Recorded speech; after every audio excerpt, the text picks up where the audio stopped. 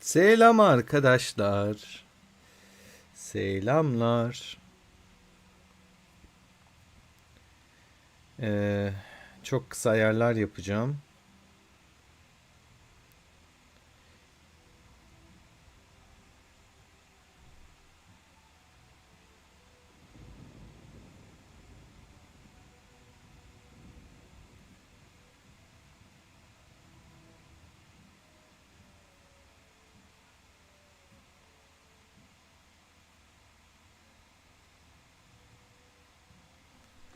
Ayarlarımı yapayım. O arada döneyim.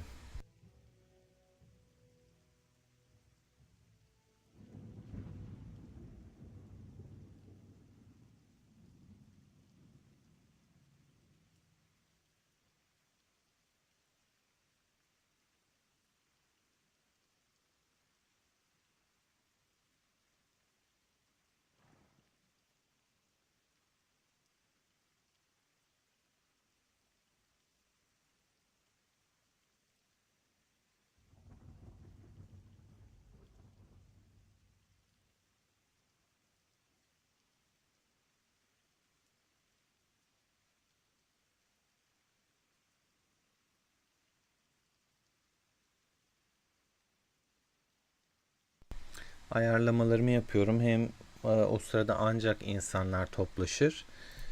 Önceki canlı yayının sözünü verdiğim gibi devamı olaraktan birkaç oyun bakarız. Age of'a da bakarız, LoL'e de bakarız, TFT'ye de bakarız. Takılırız.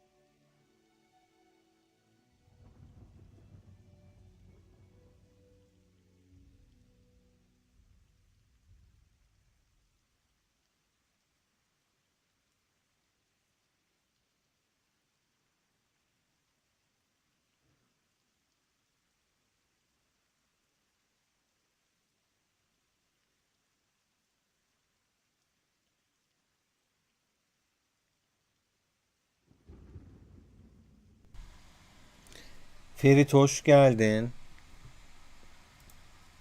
Teşekkürler. Ayarlamalarımı yapıyorum bir yandan. Ama tabii ki sohbete bakabiliyorum arkadaşlar.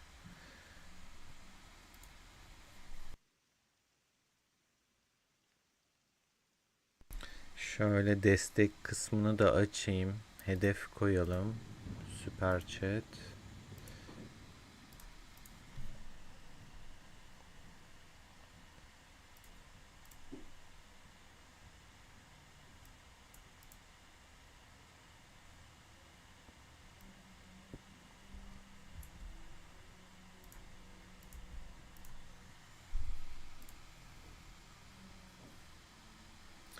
Hedefimizi paylaştım. Enes tekrardan hoş geldin.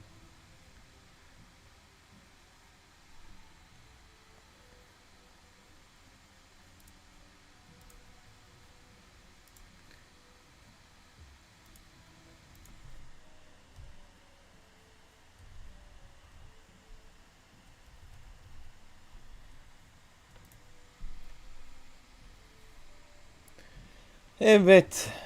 Şimdi önce bir oyunlara Age of'a bakalım. Bugün bayağı yine güçlendirdik burayı.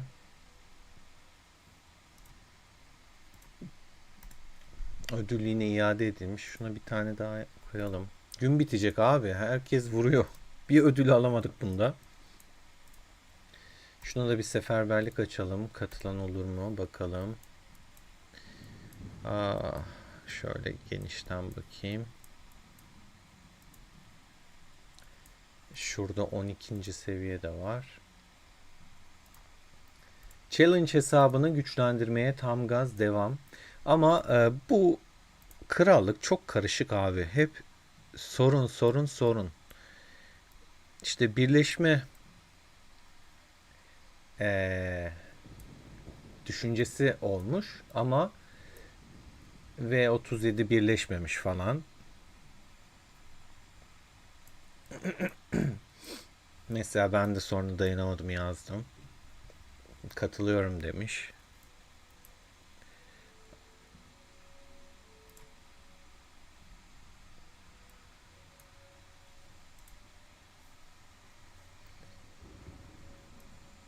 Ya burası, ya bu hesabın olduğu ilk 83 müydü? 80 bilmem kaçtı. O zamandan beri çok karışık. Aslan Bey vardı hatta, o kaçtı gitti mesela buradan. Yani bu krallık hiç toplanamadı. Birleştiğinde de yine ortalığı karıştırdı. Gerçekten.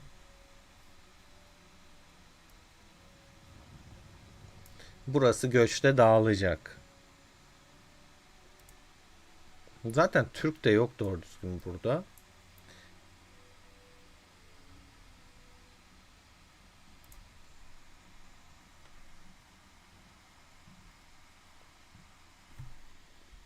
Şeyi mi Ferit? Göçü mü diyorsun?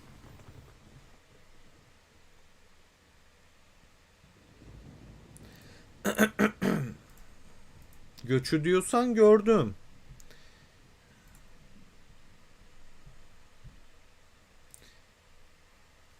Acaba şeyi paylaşabiliyor musunuz? Benim kanalımda gönderi kısmı var, yani topluluk kısmı. Orada paylaşımları açtım ben mesela, ama sizler yazabilirsiniz gerçi oraya ya. Şöyle yapalım. Oraya krallıkları bir yazalım ya.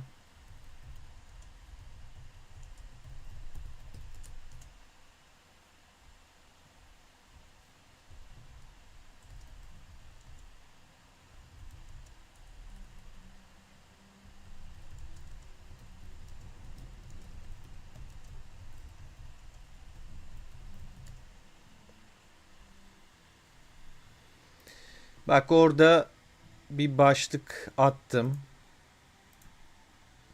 Onun altına Ferit en güçlü ittifak sıralamasını örnek olarak göstereyim. Şöyle sıralamaya bastığında şu kısmı, ilk 4 yeterli. Yani kaç milyon kaleler var. Bir de ittifak olaraktan şöyle bir kısmı atarsan bir bakalım. VP grubum var normalde. WhatsApp grubu. Ama şu an için hani ekstra göç için açmadım.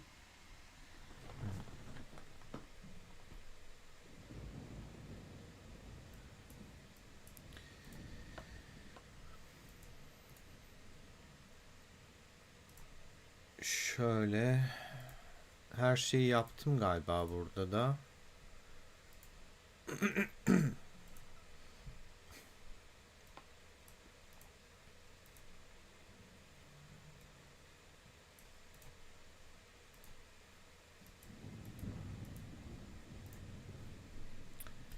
Hadi bir oyun daha yapalım.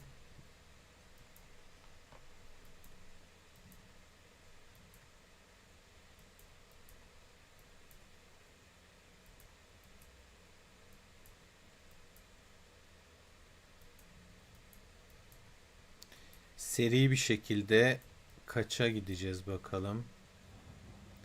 Çok bekletmeden.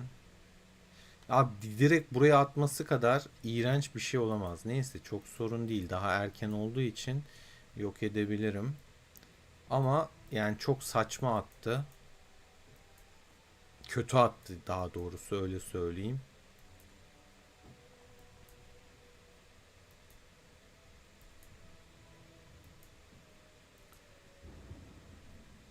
Bak yine kötü attı.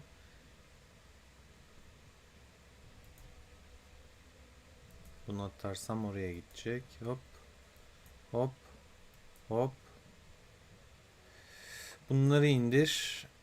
Şöyle de yap. Böyle de yap. Şöyle de yap. Böyle de yap. Hop. Şuradan günlük ödülümüzü alalım. Şey, ana sayfada topluluk kısmı var. Oradan.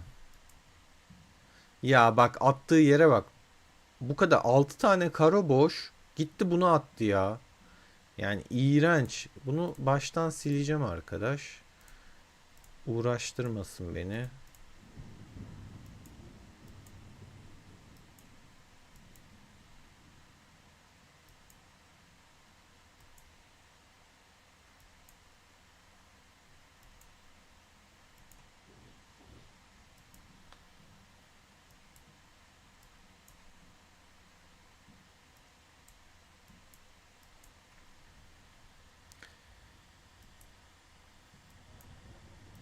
Kendi hesabımda 3000 bilmem kaça kadar çıktım tek seferde. Bir de bu hesapta bakayım, buradaki sıralama ne bu arada? 4718 var. O 3000 küsür yaparsam ilk 6'ya girer burası da.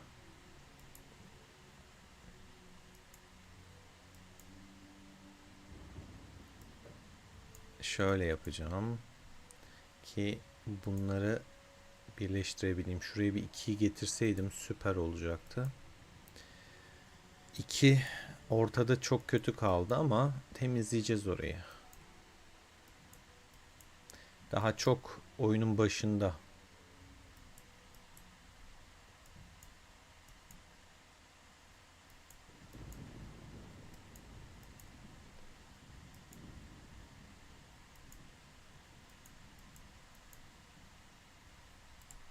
Evet, günlük maksimumu aldım. Çevik, hoş geldin tekrardan.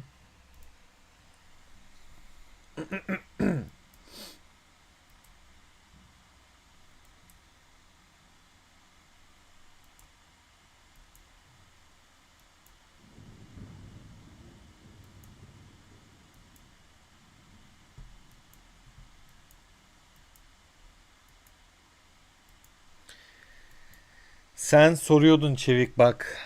Böyle oynuyorum. Bunu unuttum, şey yaptım ya. Attım. Dikkatimiz dağıldı. Şöyle yapacağım.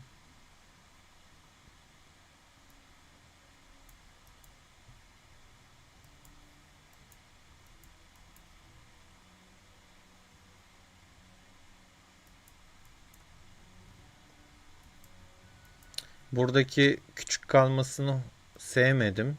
İstediğim bir şey değil. Şurayı büyütmek istiyorum.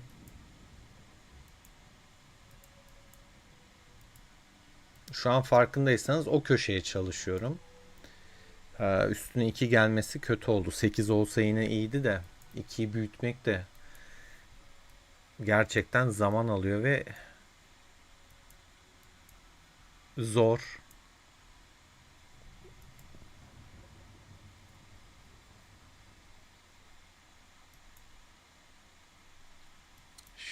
Şöyle şöyle, böyle böyle. Aa, tıt tıt 16 olur.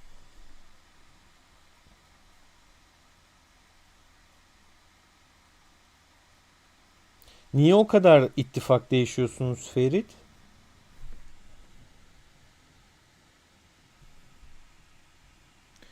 Ha, öyle. Net savaşacaklar geliyor. Bak, buraya vermese çok güzel olacaktı da gitti leş gibi buraya attı.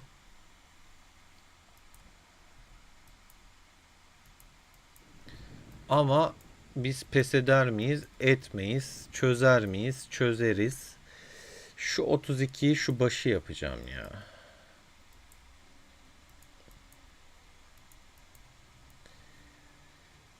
64. Şunlar da şey olur. 16. Şöyle yaparız. Bunları da böyle birleştiririm. Tertemiz gidiyor şu an. Akıyor.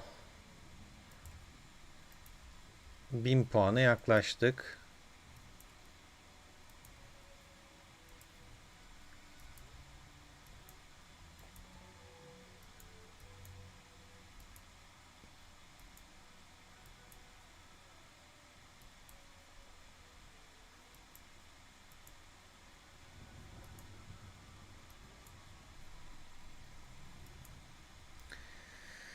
Ah, 32 ya da şöyle mi yapsam? 32, 64, 128 yaparım ya.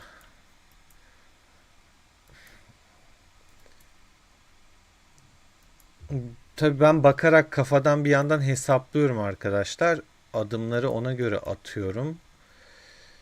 Hani ne olur falan ama tabii ki burada olasılık, bunu hareket ettirdiğimde örnek veriyorum. Buraya doldurursa, sola çektiğini buraya atarsa ve 2 atarsa mesela kötü. Mesela çekeyim. Bak 2'yi buraya attı, sıkıntı yok. 4 diyeceğim şimdi burayı. Hop. Ama gidip de buraya atsaydı kötüydü. Yani o kısımları tabii kestiremiyorum. O kısmı şans artık.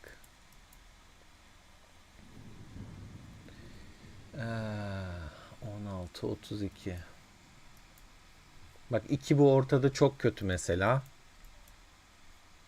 Ve yine yani 4 gelse şöyle kaydırıp bunu alacaktım ama yok.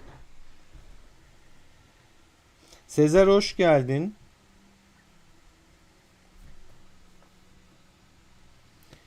Düzen iyiymiş. Birazdan bakacağım bu arada, merak ettim.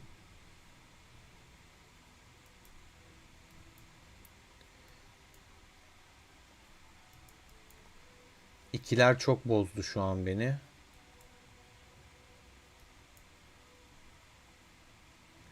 Bu taraf daha iyi olacak gibi. Şöyle bir şey deneyeceğim. Şöyle. Şöyle. Yani bu taraf deyip terse atmam.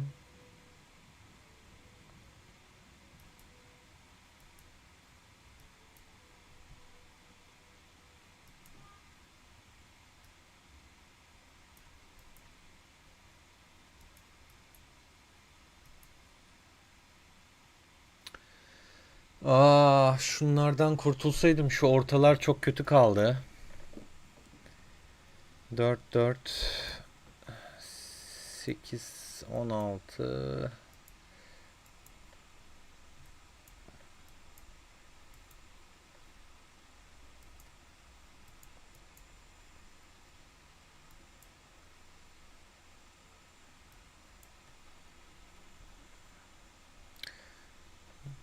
De şunu yok etsem tık indiririm. Sıfır mı hak şu an?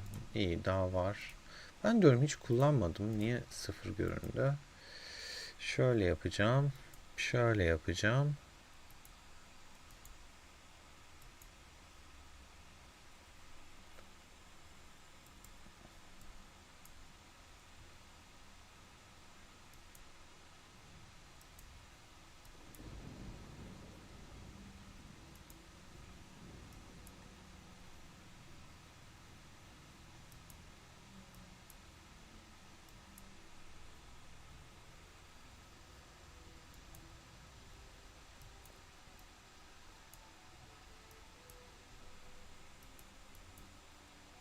Çok kötü attı. Sağını solunu kapattı bunun. İğrenç oldu. Patlarız bu gidişle. Ya o kadar güzel bir el gelmesi lazım ki toplayayım.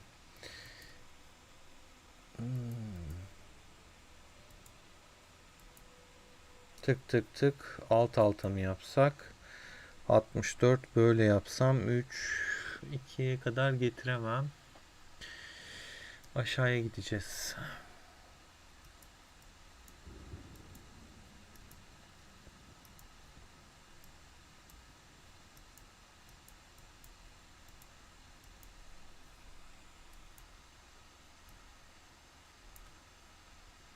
Abi 2 bak, yani bu kadar boş karo var, gitti 2 yaptı ya. Eyvallah Sezer. İyiyim sağ ol. Sen nasılsın? Age of Tactics. Evet o da YouTuber. O da mı 31'de? YouTuber'ınız var o zaman sizin. Çekimler yapılıyor yani 31'in. Ne yapıyor ne ediyor falan diye görüyoruz o zaman. Yani ben izlemediğim için tabii bilmiyorum ama yayın var demek ki. Şu an çok kötü gidiyor. 16. Çektiğimde şuraya 8 atarsa şöyle şöyle yapacağım ama atmadı. Burayı da doldurduk. 32'ye bunu atacağım. Tık tık yapacağım. Artı işareti gibi düşün. 16'yı da şöyle kaydırmam lazım. Tak tak tak. 64'ü böyle aşağı atıp şöyle iki tane 64'te şunu 128 yapacağım. Bunu da böyle yapacağım. Bunları böyle kombinleyeceğiz. Tak tak.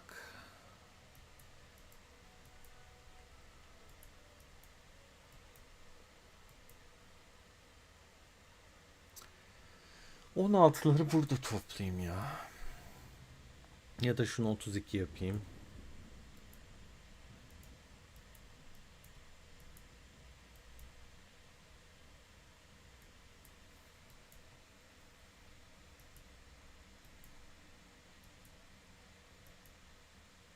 Çok boktan attı. Gerçekten çok kötü attı. İşim çok zor şu an. Tık tık tık tık yapacağız. Şunu yok edemeyeceğim için 32'yi bununla birleştiremem. Buradan yapayım. Böyle yapacağım. Bunu alacağım. Ah be yanlış çektim. Geri al yapamadım. Sağa çekecektim. Yanlış çektim ya. Burayı birleştirecektim komple aşağıları da. Patladık. 2'yi de buraya attı. Çok kötü geldi şu an. Çeksem ancak bu tarafa çekersem kurtarma ihtimali var. 16.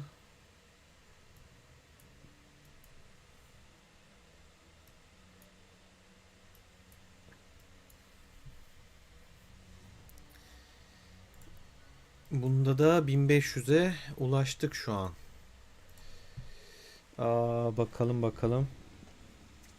Oo kankacım hoş geldin. Sağ olasın kahveni kap gel hadi. 16, 32, 64. Şu an bayağı bir rahatlatacak bak. Eriteceğim şimdi hepsini. Böyle mi eritsem? Şöyle gidip şöyle gidip şöyle gidip. Yoksa böyle gidip böyle gidip böyle gidip böyle mi yapsam? Bak attığı yere bak. 4 attı. 8 at bari ya. Bari 8 at. Şunu şöyle çeksem dörtleriz. Bunu da böyle çekerim.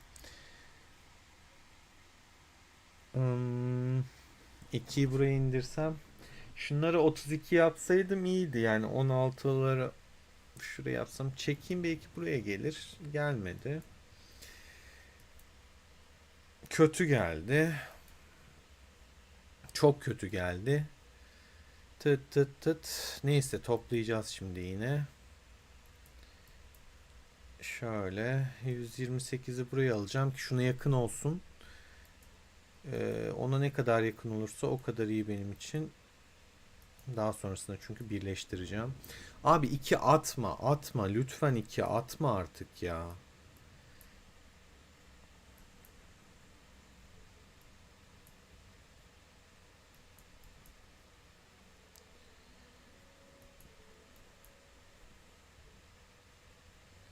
Şöyle kurtulayım en azından bir sıra.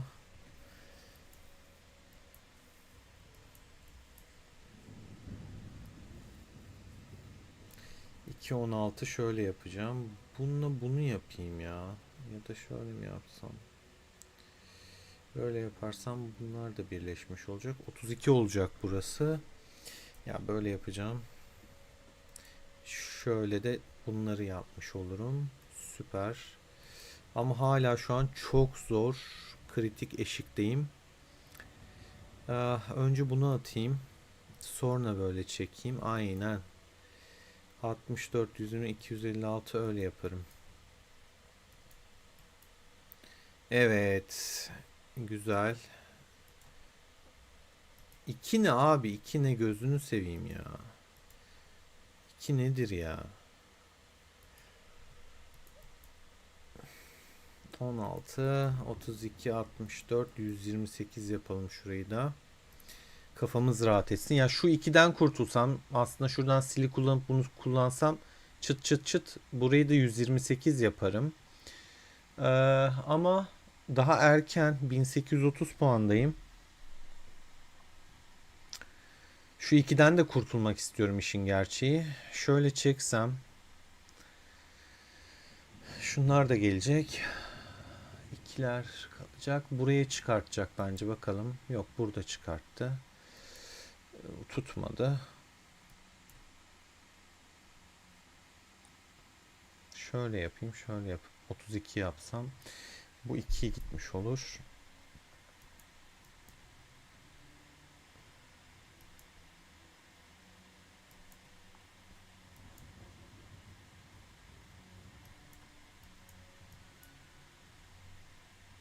Evet, iki köşeyi de 128 yaptım. Yine bir kritik eşikteyim. Bak, burada 2 çıkartması çok kötü. Çok leş, şu an kitlenecek gibi. Yani bunu buraya çeksem yok, kitleneceği belliydi. Çok kötü attı yani. Şuraya 2 atması leşti. Hoş geldin kankacığım. 2000 puana da yaklaşmıştık. Neyi sileyim diye düşünüyorum. Bunu silsem tık tık tık. 64'e atarım bunu da. Şu 2 çok bozuyor. Ama bunu silersem şu an hiçbir anlamı kalmadı. Bir tane hakkımız var silmek için. Şunu silip 2000'i zorlayacağım.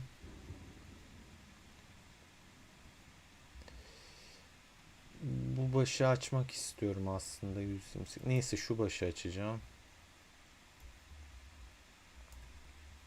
Şöyle dörtlü daha mantıklı. Sola çekmek mi? Yukarıdan aşağı mı? Tık 16 olur, 16 olur, 8 olur. Bu daha mantıklı. Ee, önce aşağı sonra sağ.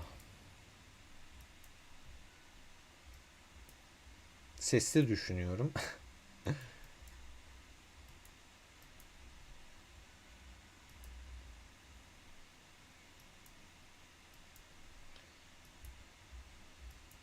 Hay ikilerine senin ya. İki atıp duruyor buraya ya. Abi şaka gibi. Çıldırtacak bu ya. En dandik yere, bir de en atmaması gereken yere 2 atıyor bak. Sağını solunu 2 ile kapattı ya. 8 falan olsa yine hani bir şekilde yükseltiyorsun, katlıyorsun da 2 ne ya? Neyse, 2000'e geldik. 2000'e geldik. Şimdi yine bir eşikteyiz.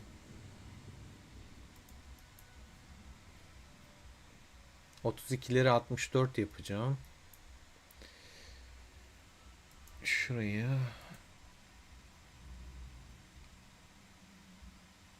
şöyle atacağım ya. Ya 4 verme abi, bitti. Bitti, geçmiş olsun.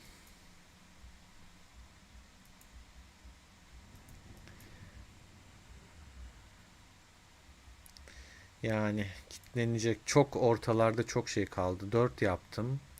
8 yaptım. 16 yaptım. 4 yaptım. 8, 16. Bu şekilde deneyeceğim ya. Patladık. 2096'da kaldı. Bitir diyelim ya. Bitsin. Sizin skorlar ne bunda? Burada 2096 ile 13. olmuşum. Güzel. Kötü değil. 13'te de ödül alacak.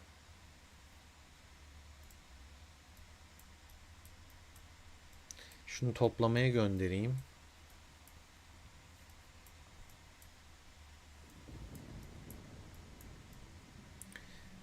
Ne toplasın? Altın toplasın.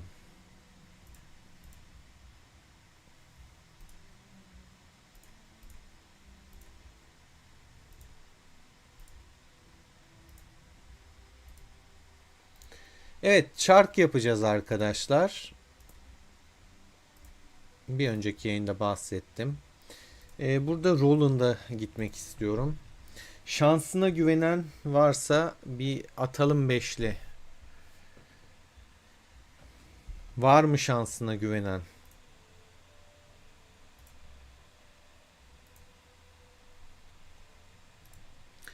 Bir de Ferit'in attığı görsele bakalım.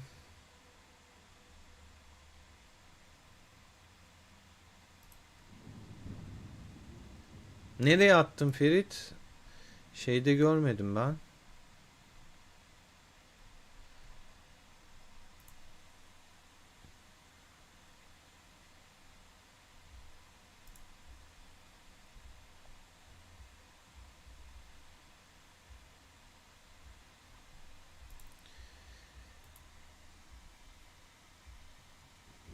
Üçüncü beşli. Okey.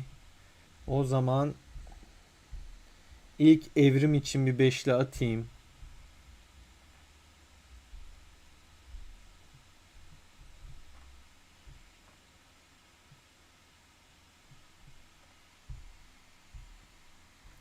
Evrim için geliyor beşli.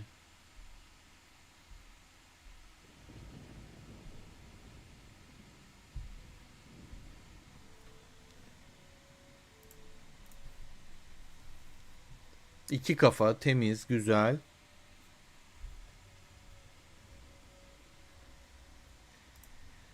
Topluluk ana sayfada. Sayfayı yenileyim.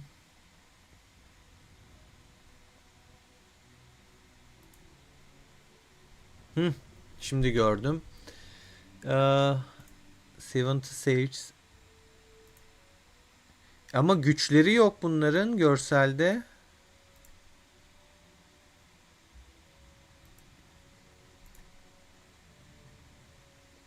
Ferit güçler yok.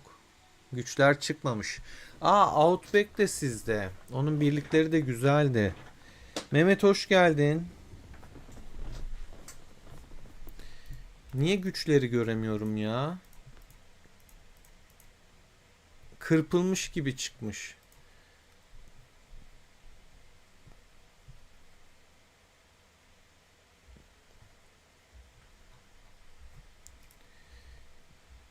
Mehmet'in gelişine bir beşli atalım o zaman. Bu Mehmet için olsun bu beşli de. Mehmet boş getirdi.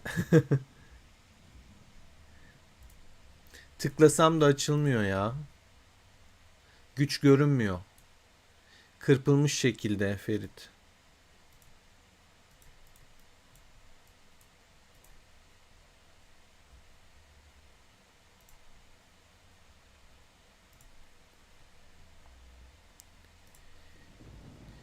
Üçüncü beşli Ferit'e sözümüz vardı. Bu beşli Ferit için geliyor. İnşallah şuradan toplar bizi.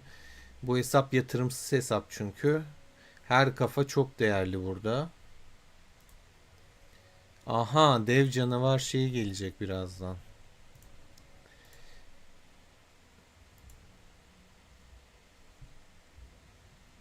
Şaka maka buradaki şeyde farkta kapanmış. 100 milyondu sabah. Şu an çok daha düşmüş. Bu beşli de o zaman benim için gelsin. Ben de boş çektim ya. Kendim için değil. Bu beşliyi o zaman eşim için çevireyim. Onun şansına gelsin. O da boş. Vallahi hiç şans yok ya. Kötü bir çark. Var mı şansına güvenen? Bu kötü gidişata dur diyecek olan.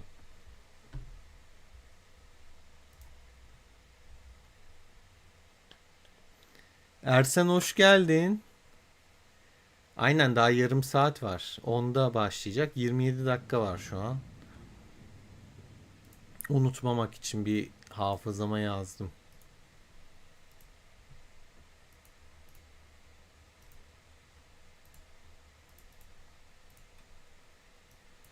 Bir tane daha şey açalım kabile de. Burada hazır katılım varken fırsatı değerlendirelim. Yoksa katılacak adam bulamayız. Ersen kardeşimizin şerefine bir beşli atayım o zaman. Ersen'de şans vardır.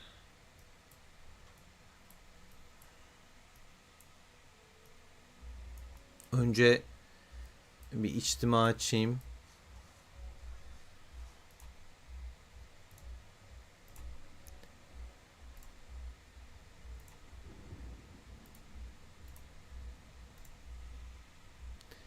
Bir beşli Ersen için atıyorum. Boş geçmedi şükür. O kadar çok boş geçince buna seviniyoruz.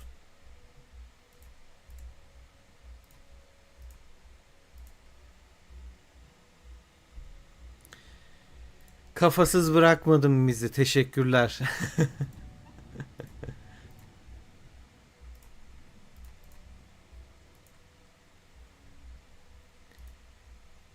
60'a kadar çevireceğim arkadaşlar. Yatırımsız hesap olduğu için. Enes'in taktiğe bakalım. 2 saatlik hızlandırmanın ortasında. Tam burada çat okuduğumuz kısımda bir kafa iyi boş geçmedik. Evrim Şarkı için bir beşli daha atıyoruz o zaman. 2 kafa vermiştin. En çok sen verdin şu an. Yine boş geçmedin. Bir kafamızı aldık. Temiz. 2 saat yine geliyor. Enes'in taktiği tekrar deneyeceğim.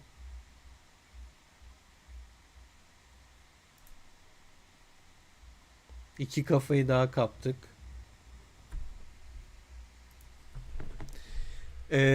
Size bir soru. Oyundan soğudunuz mu? Nasıl eskiye göre oyundaki aktiviteniz? Hala severek mi oynuyorsunuz yoksa sıkıldınız mı? Ferit için bir beşli atıyoruz. Tekrardan tak. 2 kafa daha temiz. Güzel güzel. Hatta şöyle anket başlatalım.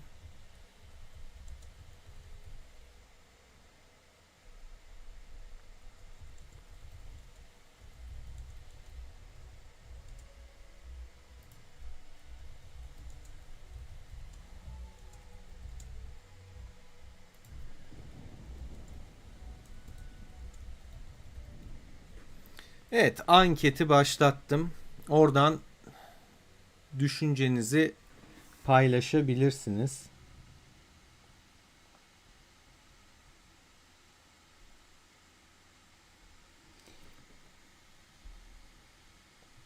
Ben de yatırımı kestim. İşin gerçeği yani çok az yatırım. Birazdan benim hesaba geçeriz zaten. Azalttım bayağı. Etkinliklerde sadece birazcık. Ama fark ediyorum yani ben de hissettim biraz soğudunuz, uzaklaştınız. Bu sonuncuyu bir taneyi hepimiz için şu an yayındaki herkes için çevireceğim. Bir onluyu vuracağız gibi.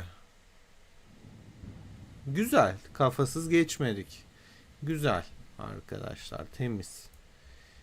Roland'ımız da biraz daha güçlendi. Son günü basarım valinin. Acelesi yok.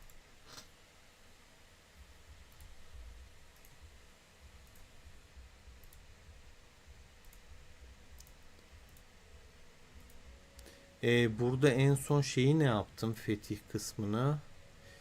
Burada kaldım.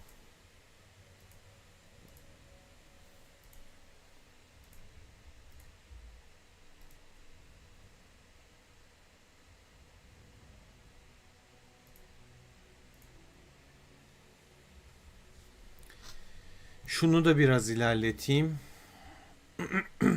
Ya burada bunun ilerlemesi çok önemli bu arada. Çünkü mağazayı açıyor direkt. Mağazada çok değerli kilitli şeyler var şu an. Mesela ana hesabımda alabildiğim ama burada alamadığım ödüller var. Onun için kıymetli burası.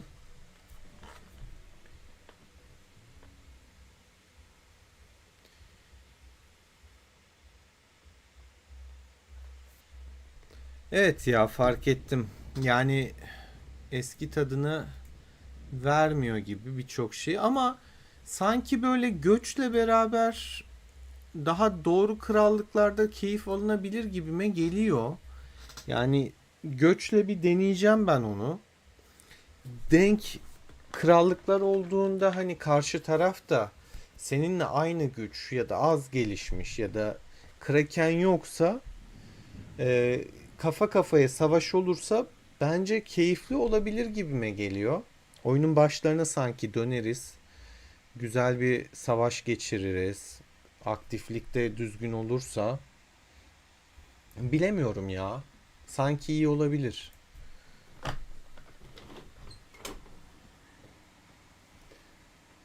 Yani tabii ki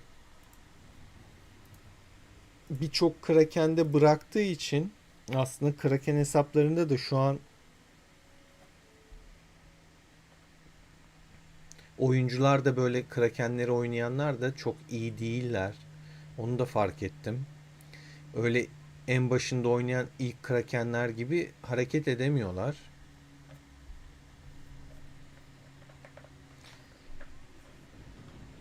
Doğru krallığı bulmak çok önemli işte ya, Evrim, Şarki.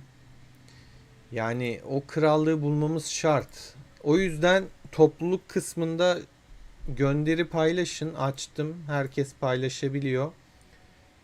Oraya sıralamanın bir şahıs olarak, bir de ittifak olarak kısmını atın ki ya bir bakalım, değerlendirelim.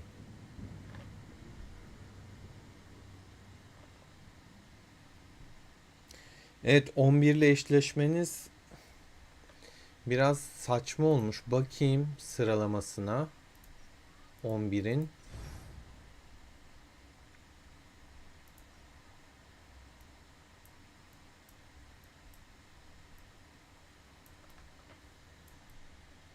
Onlar 17. sırada. Siz 25.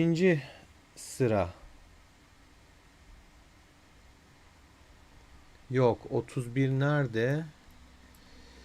31. Tabii siz görmüyorsunuz şu an benim baktığımı. Diğer hesapta açık. Oradan bakıyorum. 31 29. sırada. Çünkü bu hesaptaki şey, challenge hesabındaki hanedanlık ayrı. Bir düşük seviyede burası. Buradan göremeyiz o yüzden. Buradan bakmadım.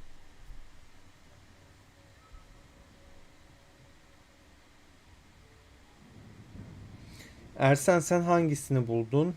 Nereye kaçalım?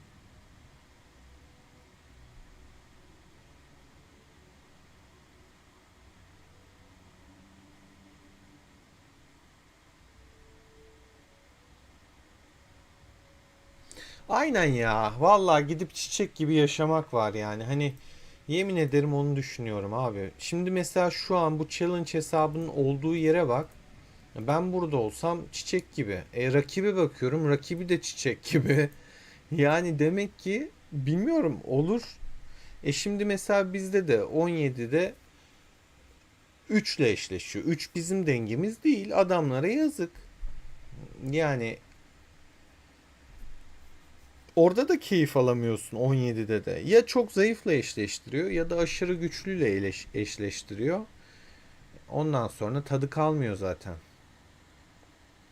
Ya kalkan basıyorlar ya da sen sahaya inemiyorsun. Sonuç olarak savaş yok.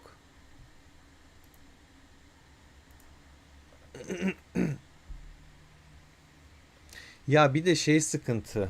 Gidelim gidelim de kota arkadaşlar, kota. Kota da biraz düşük. O da bizi zorlayacak. Göç kotalarını inşallah arttırırlar. Yani hani birleşmeden kaynaklı inşallah düşük tutmuşlardır. Yoksa sıkıntı. Kesersin be Süleyman diyeceğim. 228K asker var ya. Hayırlısı. Bakalım kesebilecek mi? Alması lazım bunu be. Bu son. Aldık aldık. Tamam. Kotasız olursa da mutlaka bir tane sunucu patlar ya. Bakayım mağazada bir şey açabildik mi? Şu kısımda. Evet, işte bu be. Oh, 40 tane mücevher sandığı ya. 20 tane sarı kafa ya. Yani oh oh oh, şunu da açtık mı şunları, efsane olur.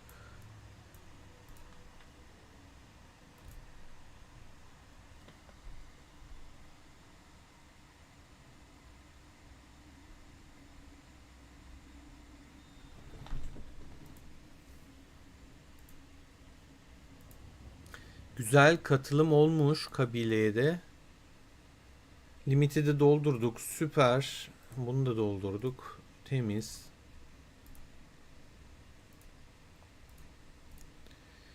Abi şu mücevherleri de açalım. Şu hesaba bir güç katalım ya. Oh. Vallahi böyle rahatlık, huzur geliyor ya. Şöyle.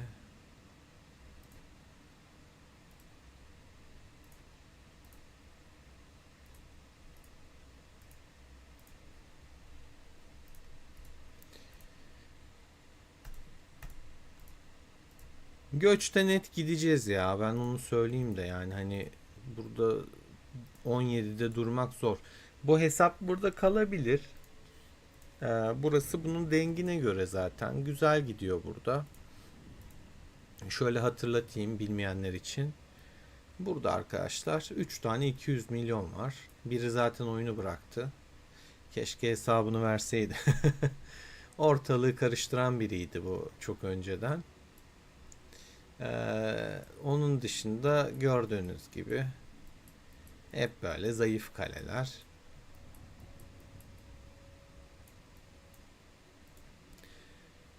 İki tane ittifak var. 10 ile 11 milyar güçte. Aktif sayısı böyle wow değil. Ama ya sonuç olaraktan adamlar etkinliklerini yapıyor mu? Yapıyor. Savaşıyor mu? Savaşıyor. Rakip geliyor mu? Geliyor. Rakibi de göstereyim. 83. Burası 37 bu arada, bilmeyenler için. Archer bıraktı gitti. Sharky.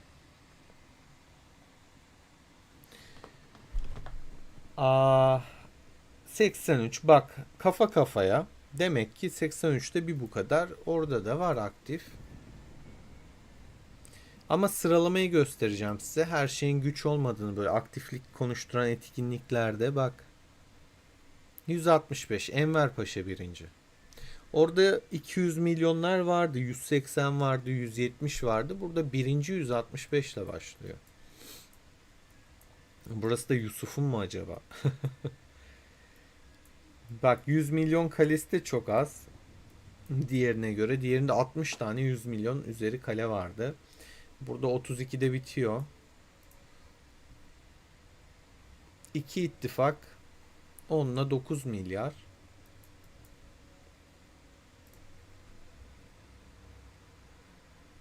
Yani Enver Paşa o güçte şu erdemi kasmış. İşte bunun tek sebebi rakipler. Demek ki oluyor arkadaşlar, yani keyif alınıyor. 133 milyon erdem kasmış adam. Getir. 125 milyon erdem kasmış. Adamın gücü 148 milyon ya. Rakip de ona göre gelince bence gayet güzel oynanıyor.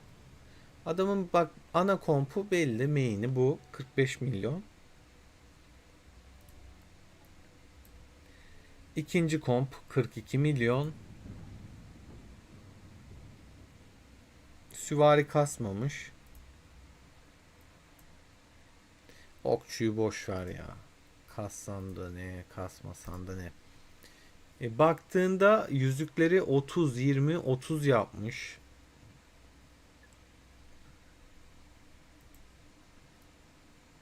Araştırması iyi. Dekorasyon da var. Enver Paşa yatırım yapmış ya. Ana komp olduğu için buranın araştırması daha iyi. Yüzük de daha iyi. 40, 30, 23. Yüzükleri bayağı basmış.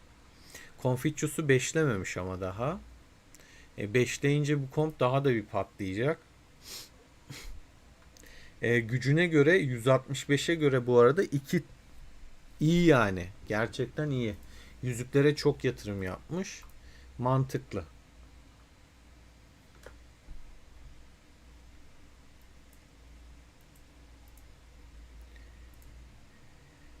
Şimdi toplamaya göndereyim. Ondan sonra pardon ya, toplamaya göndermeden şeyi hallettik mi?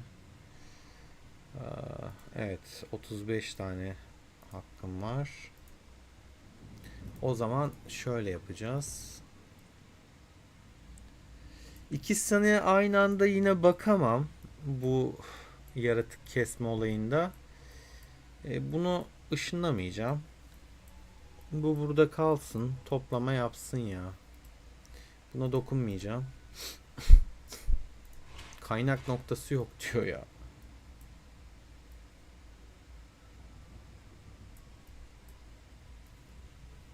Yalçın selamlar.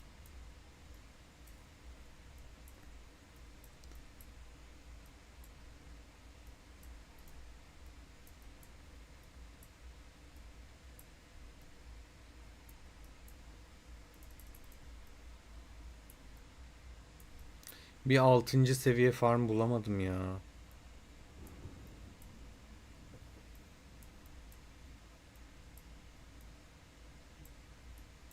Ha, şaka gibi. Bir de aktif krallıkta mesela şey dertleri var. Burada yine buluyorsun. Ama aktif krallıkta yani bunu bulmak da eziyet. Yemin ediyorum eziyet. Haritada yer kalmıyor ya.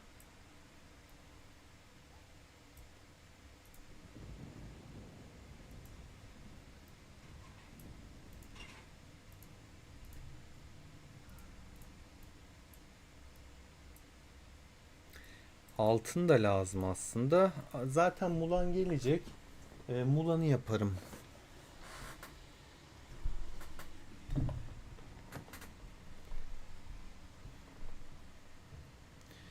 Şimdi diğer hesabıma geçeyim. Onu arkadaşlar bilgisayardan Steam'e geldi biliyorsunuz oyun. Sabah bahsettim. Ama yayını kaçıranlar için söyleyeyim. Açıklamadaki linkten kaydınızda olun. Pazar oyundan alışverişinizi yapın.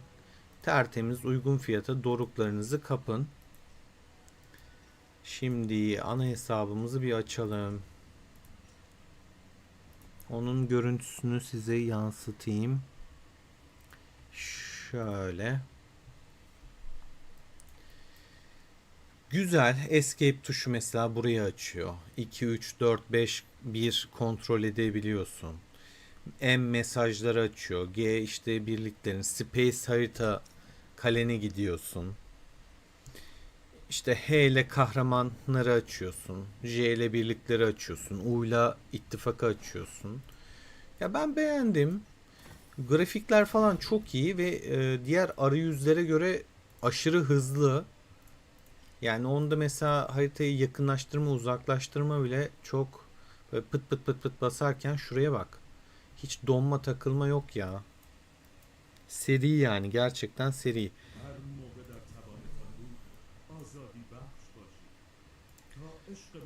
Bunu da paketlerde güzel paketler var arkadaşlar. Bende tekli yükleme şu bitmiş. Bundan bir tane kalmış. Bundan 4 tane. Bundan 5 tane. Bundan 5 tane. Zaten olmazsa olmaz altın anahtar.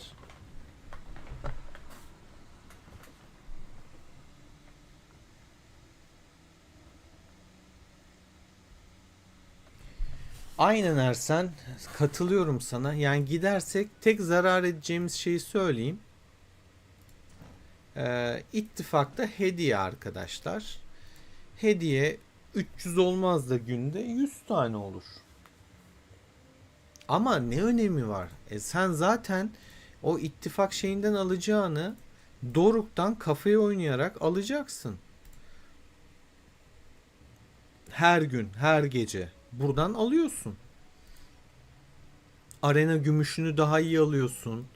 Doğal olarak buradaki mağazayı daha rahat sömürüyorsun.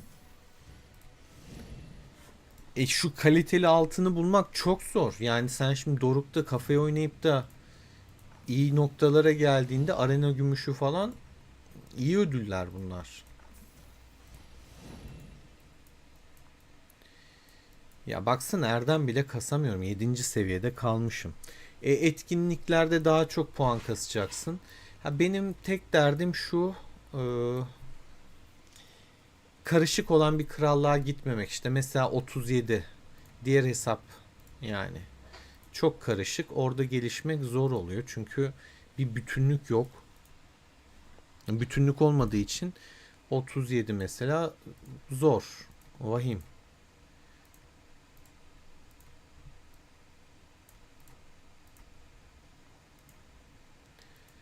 Ama onun dışında arenadan daha fazla, etkinliklerden daha fazla. E, Savaşırken eşleşeceğin krallıklardan yine daha fazla rakibi kesebileceksin. Bizdeki durumda bu. Aradaki farka bakın. Aktif olmayan bir krallıkla aktif olan bir krallık arasında puan olarak çok ciddi fark var. Ama sonuçta o da bu ödülleri alıyor, kazanıyor. Sen de alıyorsun, kazanıyorsun. Bir de buradaki sıralamada daha zor tabii. Adama baksana 1,14 milyar puan yapmış. Türk bu da. 1,1 milyar puan yapmış bu da. Yani çok. Bak 20 bin kişiselde hanedan katkısı alıyor. Bu kadar şey alıyor. İttifak olarak bunları alacağız. Biz birinciyiz ittifak olarak. Diğer tarafa bakalım. Diğer tarafın birincisi 445 milyonda. Yani aradaki farka bakar mısın? 1,14 milyar nere? 445 milyon nere? Abi böyle bir fark yok ya.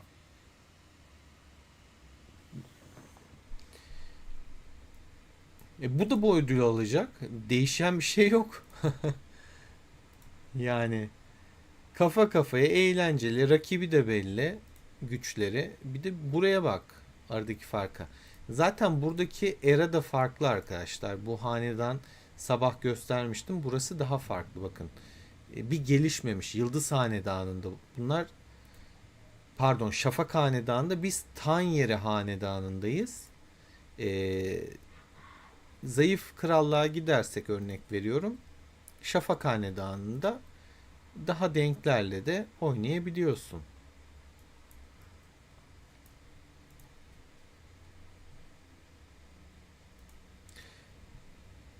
Burada işte birinci olan 9'daki, 51'deki ve 9'daki ikinci ittifak.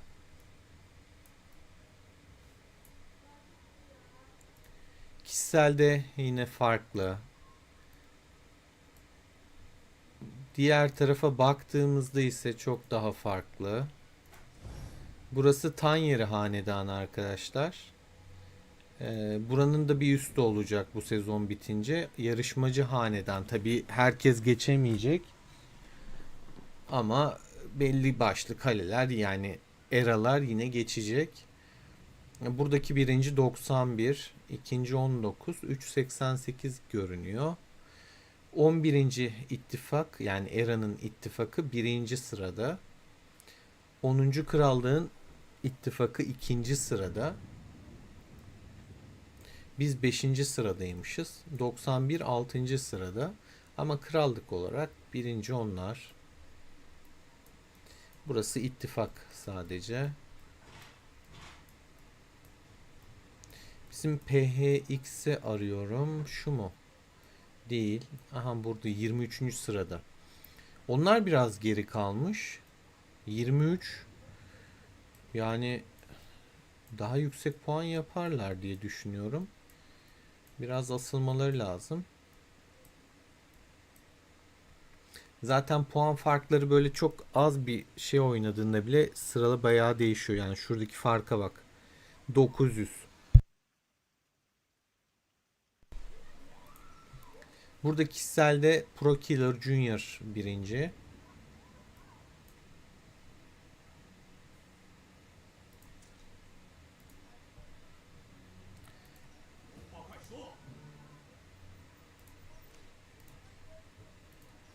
Şimdi savaş başlayacağı için onları göndermiyorum. Şey çekeceğim. Direkt.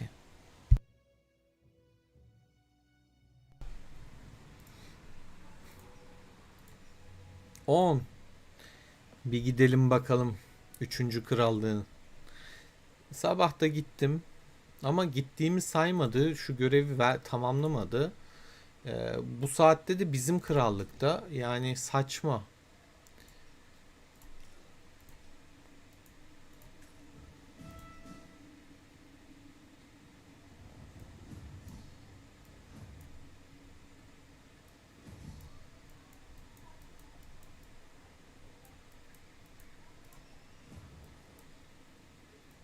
Evet, ışınlandı millet. Bizim krallıkta olduğu için ışınlandılar. Ben toplamadan geri çekmem falan lazımdı. Zaman alır. Cabbar hoş geldin, sağ olasın. Cansınız. Sizlerle daha bir güzel. VFA'dan geldiler. Nerede oğlum? Benim slotlar nerede?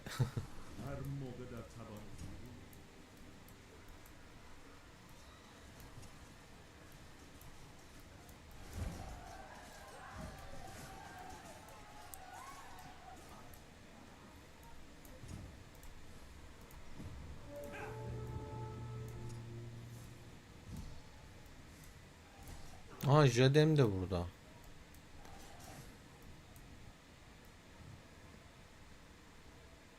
Tabi çıkınca kes. Ya böyle haritada slotlar çıkıyor. Onları kesiyorsunuz ya da adamları kesiyorsunuz ama slotu kesip puan kasmanız gerekiyor. Slota verilen hasar vesaire önemli. Bakın şöyle ama çok çabuk öldükleri için bir de böyle wow aşırı hızlı çıkmıyor bence.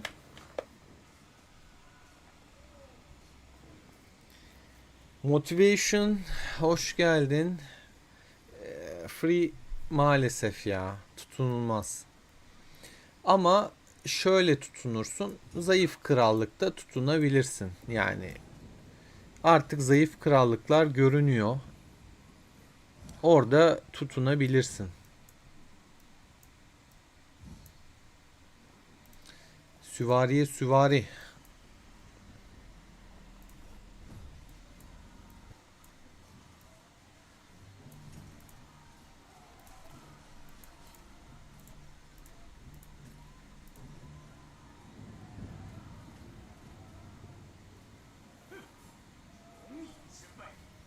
Niye iki tane düşman var üstünde?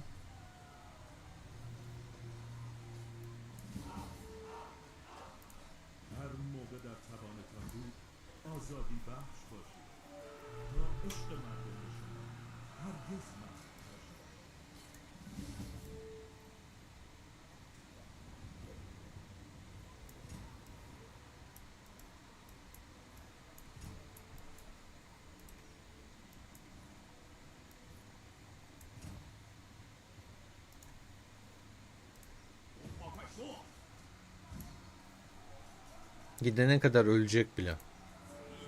O Morty de burada. Bizim çocuklar burada ya.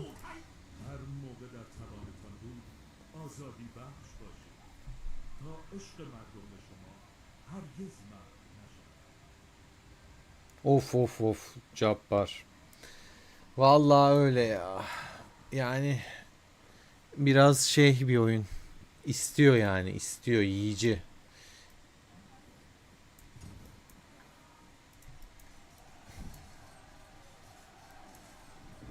Bak ben dokunacağım canı gidecek. Tak tak tak.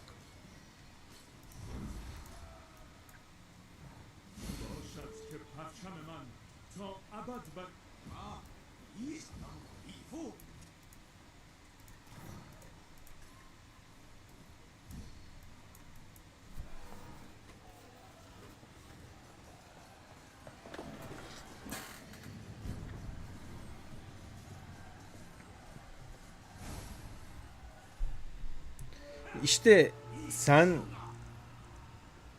ilerledikçe daha çok birikir. Bu hanedanlıkta falan bayağı artık şey veriyor. Evrenseller de veriyor. Alıyorsun. Önemli olan buraları halledebilmen. Yoksa buranın mağazası yani kaç tane evrensel var? 10, 30, 40, 50 tane evrensel kafa vermiş zaten. 70, 90 tane evrensel kafa sırf şuradan almışız.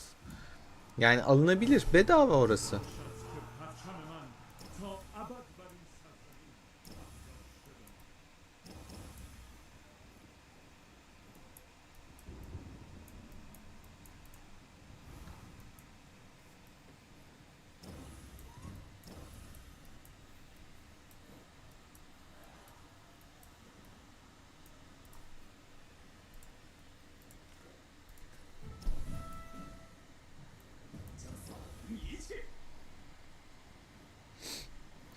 Ama evet net yani. Çok net hem de. Pagot. Bu beni keser ama vuracağım yine de. Burada şey de var. Mızrağı da var.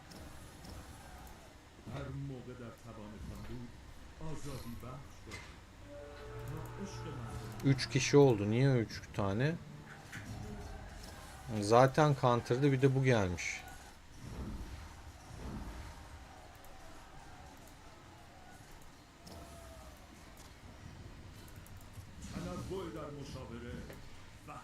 Burayı da keselim. Bak gidiyor. Gidiyor. Yakaladılar. Yakaladılar. Hadi be. Güzel. Ne vurdum be. Farm birliği çıkartmış garip bir şekilde. Aha şurada çıkmışken hazır. Şuna da bir odaklı. Öldü bile ya.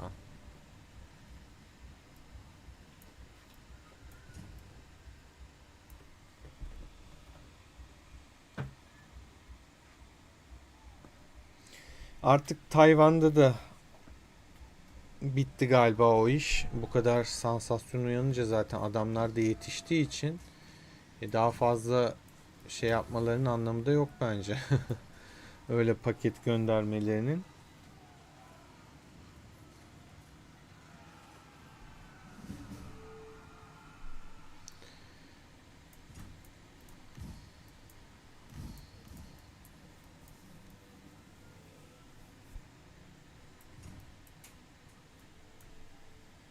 Halil'e gideyim. Şuradan yine birlikte getireyim. Ha, 2,5 dakikası var daha. Çok uzun. İkinci ölüş demek ki bayağı uzunmuş. Ölmemiştim şimdiye kadar hiç. İlk kez öldüm. O yüzden bilmiyorum süresini. Öyle olduğunu bilseydim kafa atmazdım.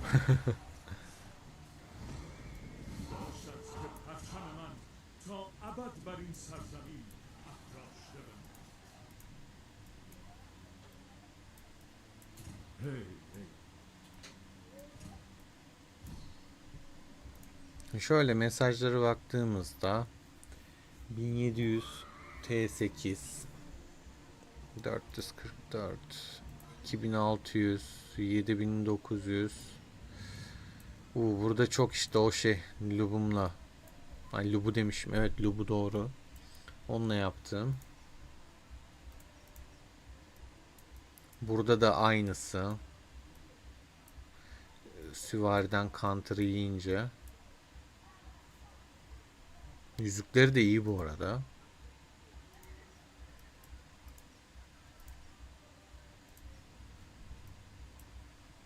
Güzel genel olarak 2 tane kötü rapor var. Onun dışında iyi. Ersen de burada.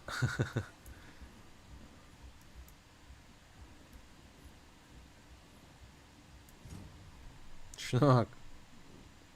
Mustafa boşluğa koşuyor.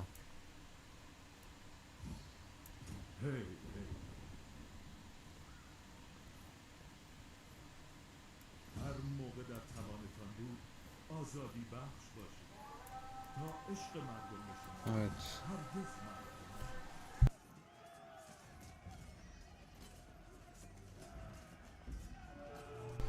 Cabbar gitti. که پرچم من تا ابد بر این Maalesef. سرزمین افراشته بماند.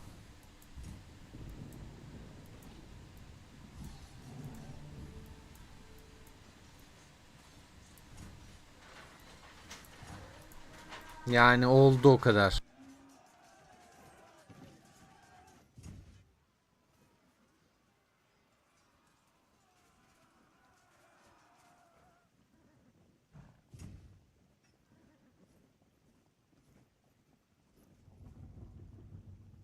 هی هی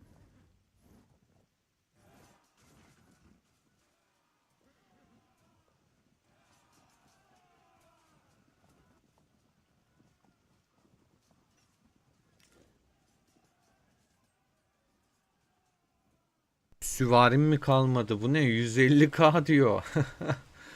Öldü mü bizim çocuklar? Vallahi kalmamış.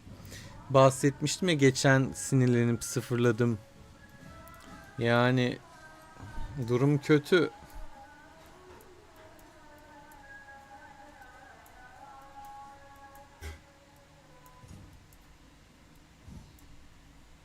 Terminatöre gidiyorum. Bu Terminatörde.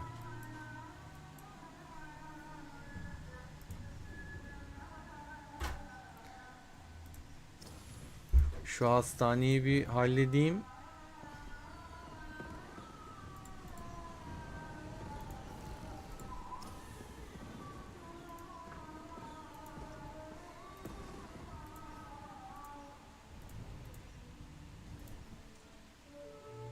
هر موقع در توانتان بود آزادی بخش باشید تا عشق مردم شما هرگز مردم نشود.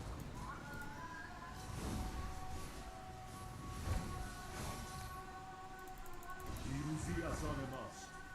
حمله کنید. Herhangi bir buff yok arkadaşlar. Kullanmıyorum. Yani bu etkinlik için buff kullanmak gereksiz. Aylık 500 ile 1000 arası az mı? Az. Az. İşin gerçeği az. Ama şu var. En azından onunla her ay krallık hazinesini açarsın. Üstüne de küçük küçük etkinlik geldikçe paketler çekersin. Halledilir yani. Hani ama kendine göre de bir krallığa gidersen yaparsın ya, neden olmasın? Bu kadar karaya bağlamayalım yani. Hani diğer krallığı da gösterdim. Challenge hesabının olduğu krallık mesela. Uygun bir krallık. Rakibi de gördük. Rakibin maksimum en güçlü kalesi 165 milyondu.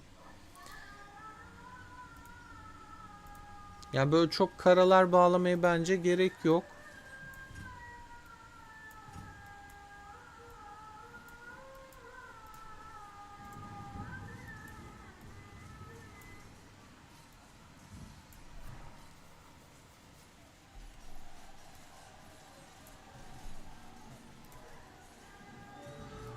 Vura vura kendini öldürdü adam.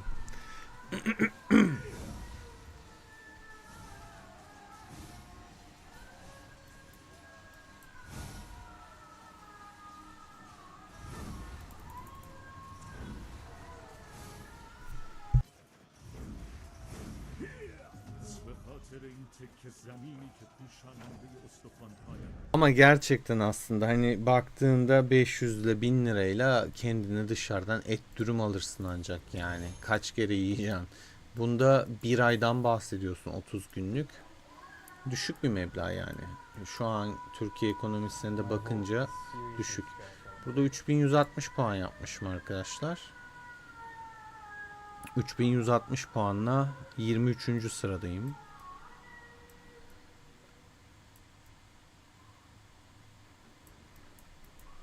Burada tam tamına 7 kişi 4000'i geçmiş. Çok kaybettik yine.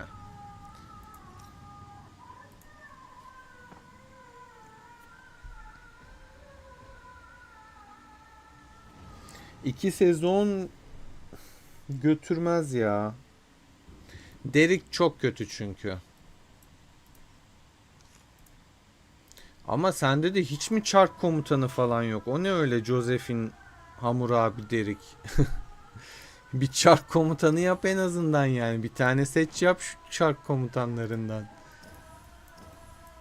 İkinci sezon Lubu var zaten yani. Hani en kötü Lubu yap.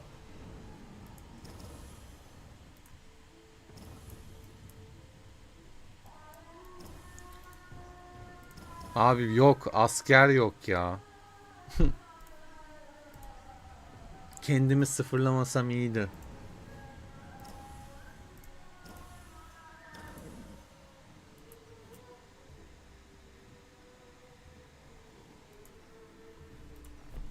Az önce oynadım Motivation. Diğer hesapta. Onda da 2000 küsürde patladık. Ya şu atlar konusunda böyle gerçekten şunu şunu çiftleştirince çok iyi geliyor dediğiniz var mı? Çok üşendiğim için ben hep toplu birleştiriyorum bunları. Ama hani bir söylentiye göre şununla şunu birleştirirsen gerçekten çok iyi çıkıyor diyorlar. Sizce de öyle mi? Gerçekten var mı? Hatta şöyle bir tane alacağım.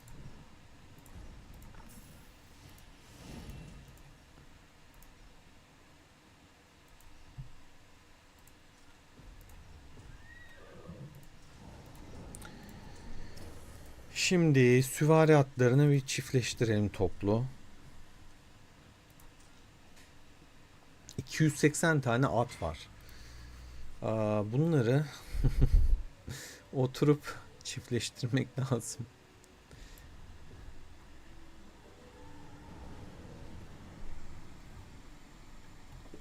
Ne yapalım, ne yapalım?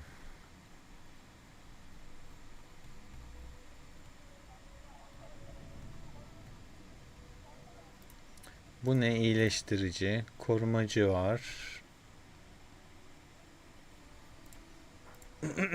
İki korumacı kudretli. Bakalım ne gelecek.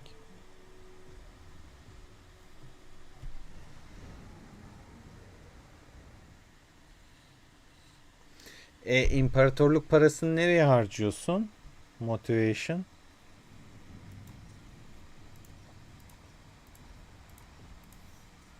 Tetikte ve savaşçı.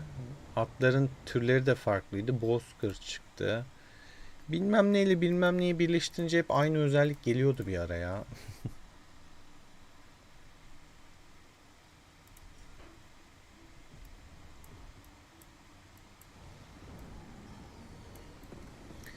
Yaylı atı ve bozkır atını birleştirsem bunun kilidini kaldır diyor. Ramses'te ne vardı benim? Ramses'teki bundan kötüyse bunu Ramses'e vereyim. Yok ya. Ramses'teki de güzel. Çok ciddi bir fark yok.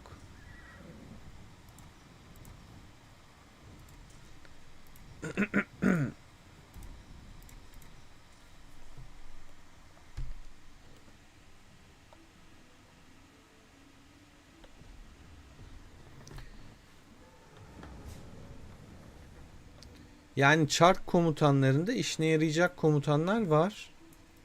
Sadece o bahsettiğin komutanlarla oyun geçmez. Yani benim challenge hesabında bile çark komutanları var. Sadece oyunun verdiği taverna komutanıyla oyun dönmez. Öyle hiç başlama, ben söyleyeyim.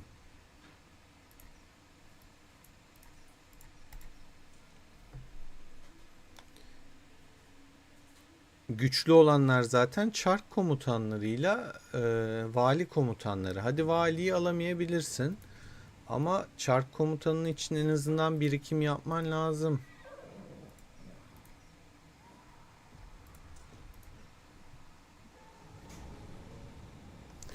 Ya Enes, sana bir şey diyeyim mi? Challenge hesabında ben de çıkartamadım. O kaynayan kan %1 ihtimalle geliyor. Bak abartmıyorum sana. Bugün 500 tane falan şey yaktım ya. Of, materyalden yaktım yani. Hani hakikaten çıkmıyor.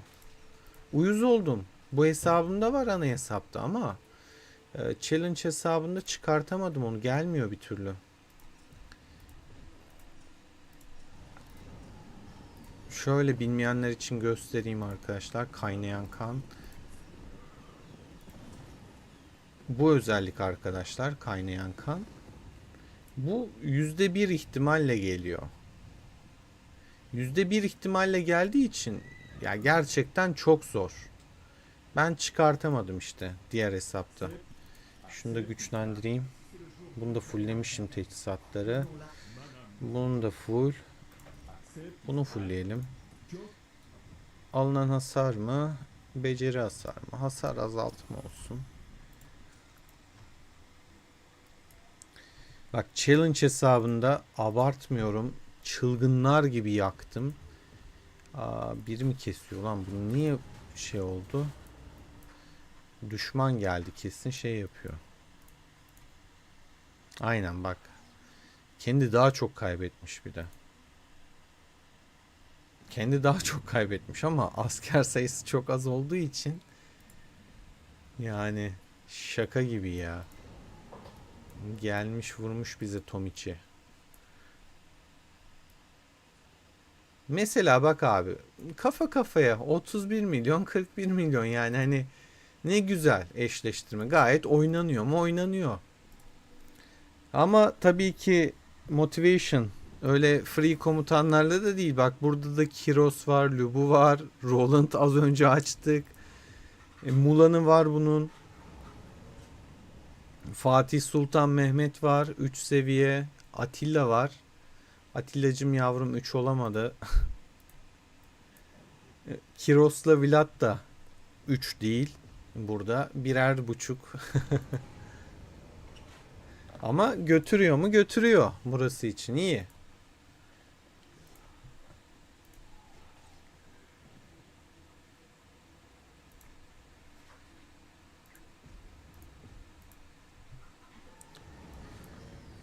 Neye bakacaktım ben burada? Ha, Lubu'nun atına. Buradaki at yani o yüzden dandik kaldı. Gölge kovalayan var. Abi yok, çıkmıyor ya. Çıkmıyor. Gerçekten çıkmıyor. Hepsini bitirdim. Bakayım sus şeyi var mı? Kaynayan kan ideali Şarki. O yüzden. Yani idealini dersen kaynayan kan ideali. Ama çıkması çok zor. Bak şimdi özel etkilerde yalnız yiğitlik %1.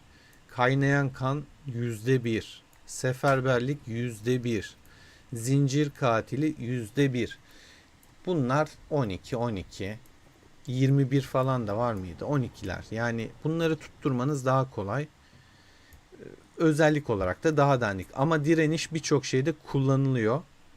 Bilginiz olsun. Gönül rahatlığıyla direniş koyabilirsiniz ama savunmaya, arka tarafa, Lubu'ya değil. Bunu kullandım işte. Bayağı bitti yani, kalmadı, bir tane kalmış. Bak parçaladım hatta yenilerini şey yapayım diye de. Bak denediklerim direniş, kan öfkesi. Şunları yine bozayım. Yayındayken bir deneyeyim bakayım. Belki gelir. Toplu parçala ya. Hadi bakalım. Bir test edelim be. Belki gelir şansınıza. %1 ihtimal ya. %1. Ama ben bugün zaten bak direniş geldi. Zafer geldi. Kan öfkesi. Yok abi. Uyuz oluyorum ya. Yok gelmiyor. Bak direniş, kan öfkesi, zafer. Tırıvırı.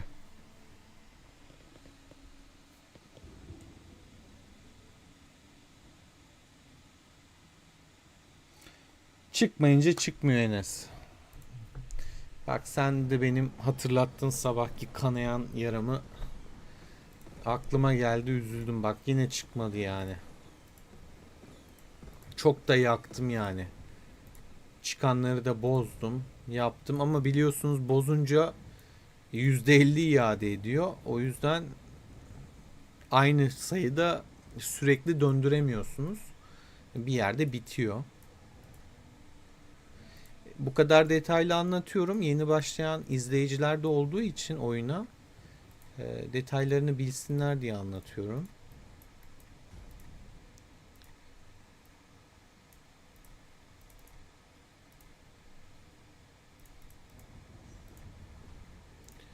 Tekrar toplamaya göndereceğim bunu.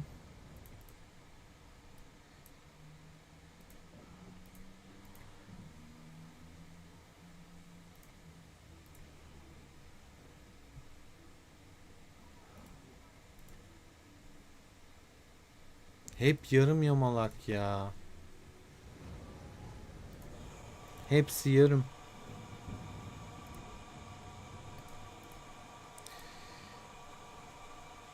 Zincir katili diyorsun mesela. Bak bakalım özelliklerine. Şuradakine bak, 836 tane var. Zincir katili dediği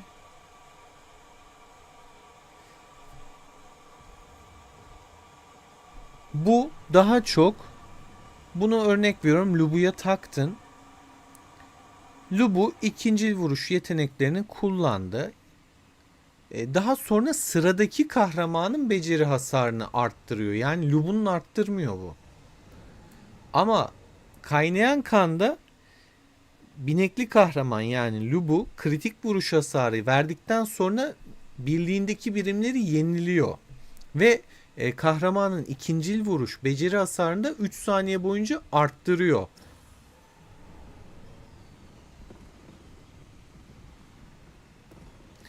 Ya Zayo da tam gitmez. Neden? Sıradaki kahraman dediği kalkıp ortadaki kahramanın Timur da olabilir. Yani ya da Atilla kullanıyorsan Atilla da olabilir. Atilla'ya güç versene, beceri hasarını arttırsana. Beceri hasarı yok çünkü kahramanın. Hani o support, destek rolünde ya. O yüzden zincir şeyi işine yaramaz. Ha, Lubu'ya denk gelir. Bir kere yarar yani. Üçte bir kahramanı. Diğerini yaramayacak. Şimdi ben Timur'un buradan gelse hasar azaltmayla yenileme. Bunu da aynı şekilde kritik vuruş oranı arttırıyor. Kalkıp da o etki buna gelse ne işime yarayacak? Bunun zaten hasar vuran bir yeteneği yok ki. Şu gördüğün gibi 3'te 0.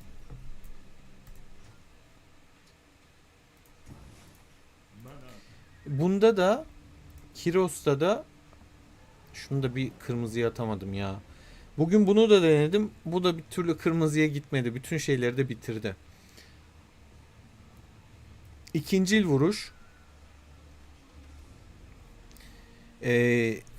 Mızrakçılar biliyorsunuz pasif hasar veriyor ve karşı atak yaparak genellikle yetenekleri.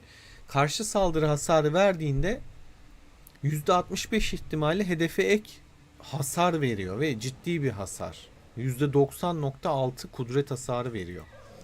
Kiros'un yetenekleri zaten karşı saldırı yapıyor. Bakın. Direkt adamlar yazmış, sarı ile yazmış karşı saldırı yapıyor diye. Bak. Zorlu misyon karşı saldırı yapıyor. Yani o yüzden buna da ideali arkadaşlar ikincil vuruş. Arkasına direnişi koy. Bak direniş.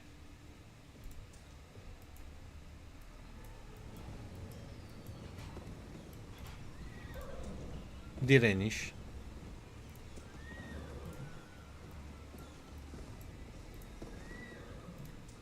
Direniş.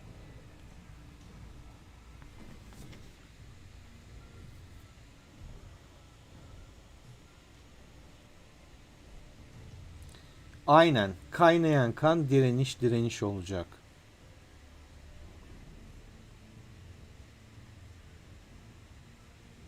Senin çarkı bilmiyorum ki, motivation şu an.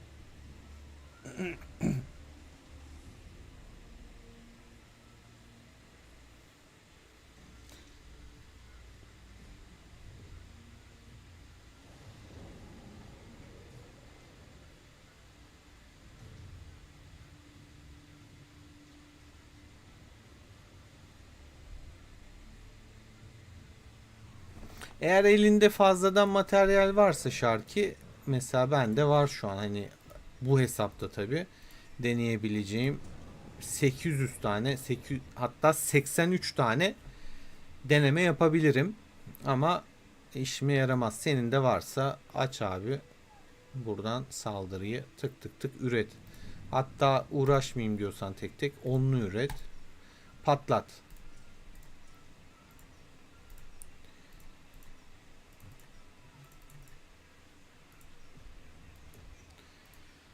Araştırma hızı %10 vermişler. Vay vay vay. Hiç haberim yok.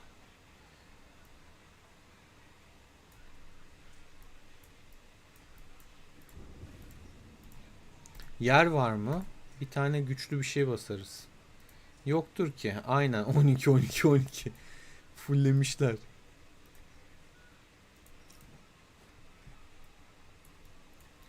Neyse şunu bir tane basayım.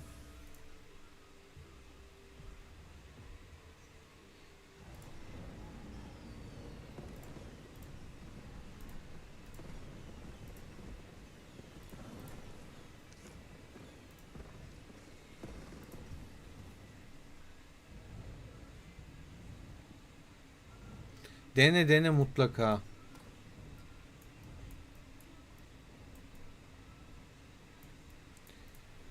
Şöyle yapalım. Tesisimize de bir bakayım ya. Tesise bakacağım. Şunları fullledik. Çünkü bir tane attırsam 32 olacak diye hatırlıyorum. Bir bakayım. Aynen. Ufak bir şey geliştirsem 32'ye atacak. Savunma bonusu alacağım %1.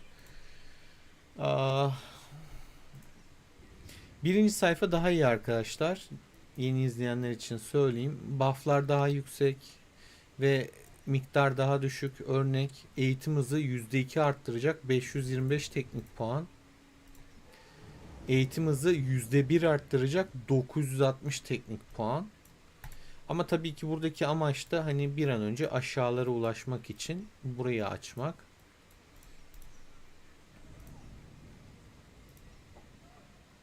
Dünyada toplama hızı, araştırmayı da 2000 anasını satayım 9'a basmak için.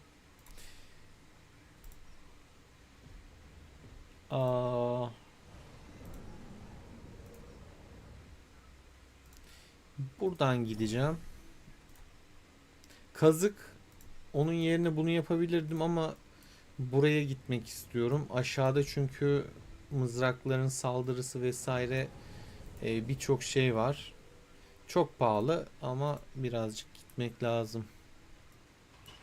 Yani burada eğitimi geliştirsem ne, %2 benim için çok önemli değil.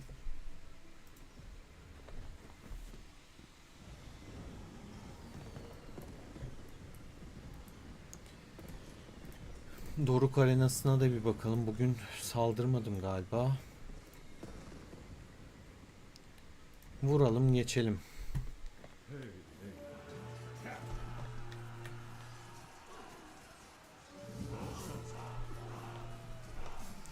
Dört tane kahramanım da yaşıyordu 4 birlikte. Bayağı farklı aldım. Dışında Lady, kılıç yok, olmaz. Kılıçlar şu an beni counterlıyor. Bende 2 tane mızrak var çünkü arenada. Dayak yeriz ondan. Bunun hepsi T8 Thorin. Ramses'i alırsam maçı alırım. Alamazsam alamam. Deneyelim. Arkadaki Kiros da güçlü gerçi. 179k Kiros'u, 180k hatta. Çok güzel. Counter olmasına rağmen Kiros'un Ramses'i rahat aldı. Yarı canla kaldı yani. Şimdi şu Kiros'ta indirdik mi? Oo, çok rahat aldım. 4 kahraman da yaşıyor yani 4 birliğimde. Bir tek şu Lübü ölür. O kadar. Baktığında Thorin'in gücü benden fazla. 193 milyon. Bak Rex'ları kaybetmişim. Bakayım başka. 2 kılıç var.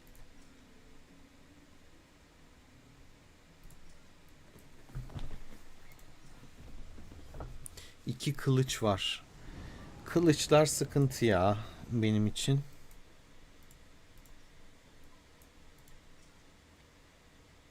Herkes de kılıç anasını satayım. Meta kılıç olduğu için. Şuraya bak. Hep kılıç. 3 tane kılıç koymuş ama burada şu var düşüncem. Abi 3 tane koyduysa taş yetiştirememiştir. Teçhizat da çok yüksek değildir diye düşünüyorum ve buna girişiyorum.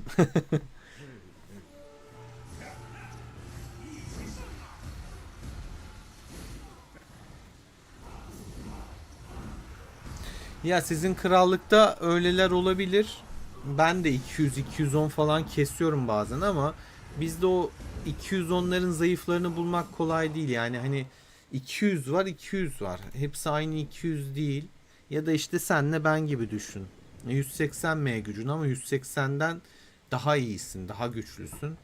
Ben de mesela 172'yim ama işte 193'ü bilmem neyi kesiyorum. Daha önce 200'de kesmiştim. Bak Thorin'i daha önce de kesmişiz. 191 var. Ha bu yenilendi tabi. 245 vurmuş. Yani 200 var, 200 var. O sıkıntı. Mesela şu Jadem. Bu güçlü. Arthur'lu 200 zaten. Bu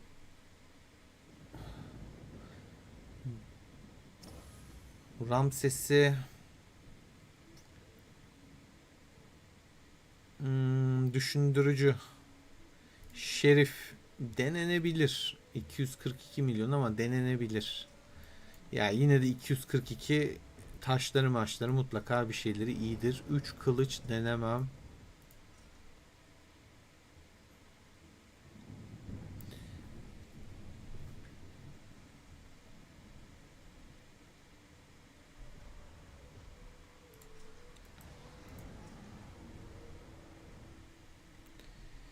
Hadi bunu deneyelim.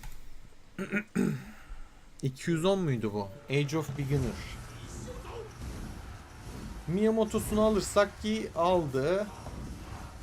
İşim daha kolay. Gerçi Kiros'u var arkada güçlü. O Kiros'un düşmesi lazım. 3 birlik kaldı. Ramses öldü. Kiros düşmeyecek ya. Kiros taşıdı valla.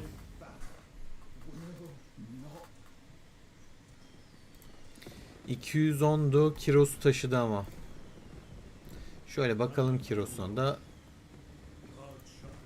Süs atmış. Yüzükler iyi. Nerede? Yüzükler iyi. Aynen. Yüzükleri benimkinden çok daha iyi. Benim bu 35 mi 34 mü ne? Bu 20 iki katı. Bu da 31. Bak direnişi bu da patlatmış. Bak bir direniş daha. Buna ne almış? İkincil vuruş. Aynısını yapmış benle aynı. Yani doğrusu bu zaten de. Bunun da main'i belli ki mızrak. Ya şöyle bakayım. Kılıcı da güçlüydü. Tırt yüzüklerden. O yüzden Miyamoto erken düşmüş. Bu komp nasıl? Ortaya bu konuyor bu arada. Güzel de bufflıyor. Yeniliyor. Bunun da yüzükleri güzel bu arada. 2 mor 30. Zaten bu papatya 30.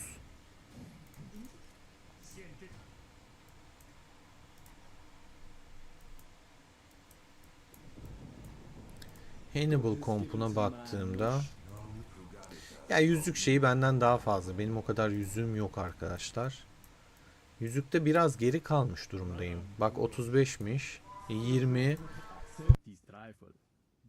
Bu da 31.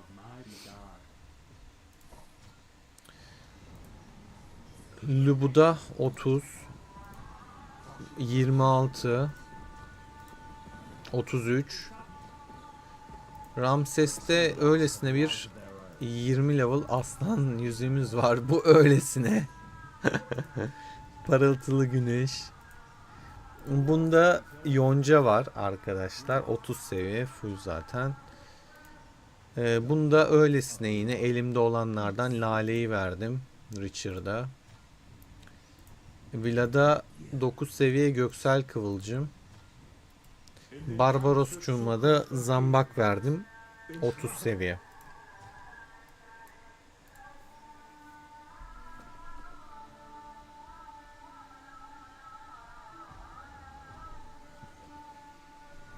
Bakalım.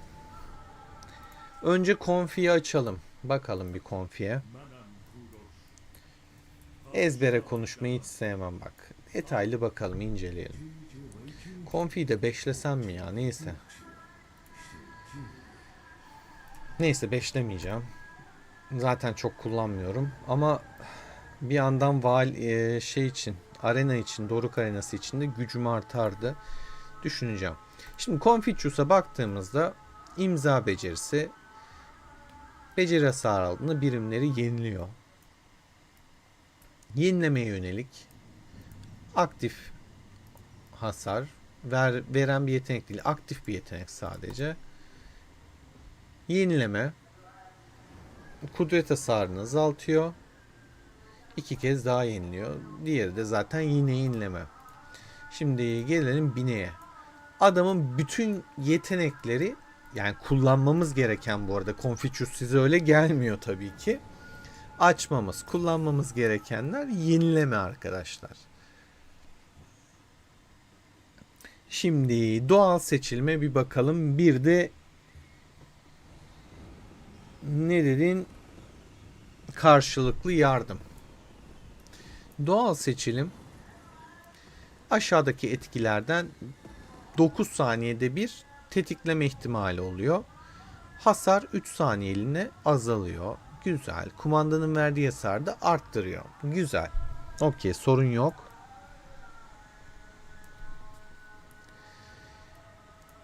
Bunun bakayım. Karşılıklı yardımda binekli kahraman iyileştirme etkileri artıyor. Karşılıklı yardım daha iyi olur. Çünkü bu adam iyileştirme yapıyor ve iyileştirmesinin etkisini arttırıyor. Direkt doğrudan yeteneklerini bufflayacak Confucius'un.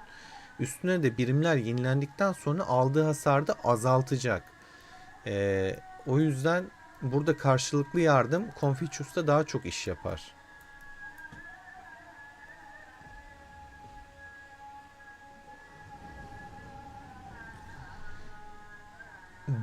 Direnişi de bu arada yine kullanabilirsin. Hasar azalttığı için o da kullanılabilir.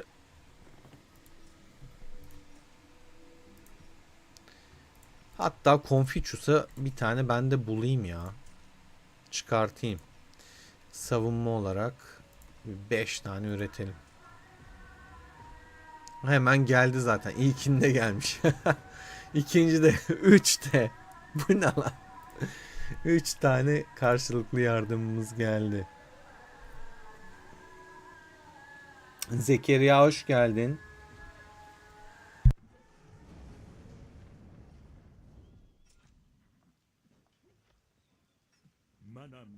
Konfiye bir at çözeyim ben de. Dursun abi. İleride kullanacağız adamı. Süslüye almadık. Şuna bir at çözelim. Ne çözelim? Bakalım neler var elimizde. Geç. Geç. Hasar. Geç. Geç baba. İyileştirme etkisi süper. Aktif beceri strateji hasarı yok. Yalnız bu at iyiymiş. Bu bir dursun. 8.74 hasar vermeyeceği için işe yaramaz ama Ramses'te iyileştirme de olsa mesela bu çok işe yarar. Hatta Ramses için bu güzel ama Ramses'teki atımda alınan hasarı azaltıyor. O yüzden daha iyi. Ramses'te de iyileştirme yoktu diye hatırlıyorum çünkü. Burada %4 arttırıyor. Aktif hücre geç. Geç. Tüm hasar azaldı. Geç. İkincisi kötü. Buna bakalım.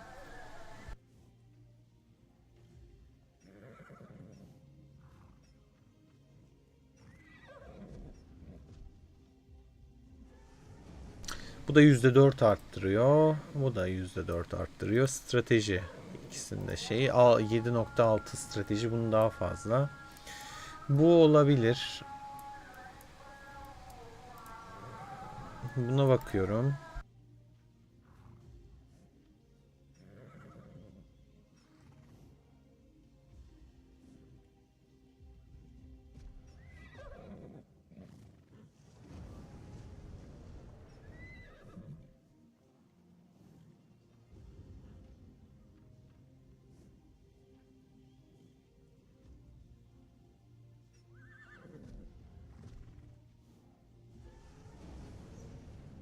Bak hayat kurtaran güzel. Adam yenileyecek sonra da 3 saniye hasar azalacak.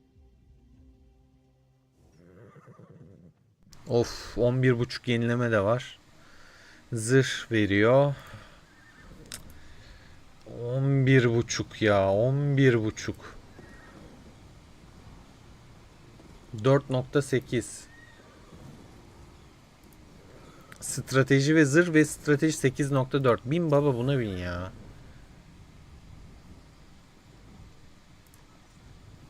Aklımızdayken şeyimizi de verelim. Bu direniş, dalga kıran, karşılıklı yardımı da verelim. Kuşat. Bir tane nitelik de verelim. Ücretsiz. Çat.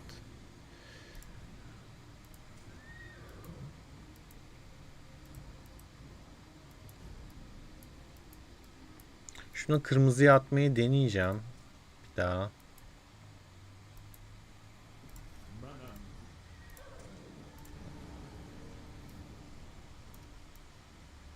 Atmadı bir de geriye attı ya.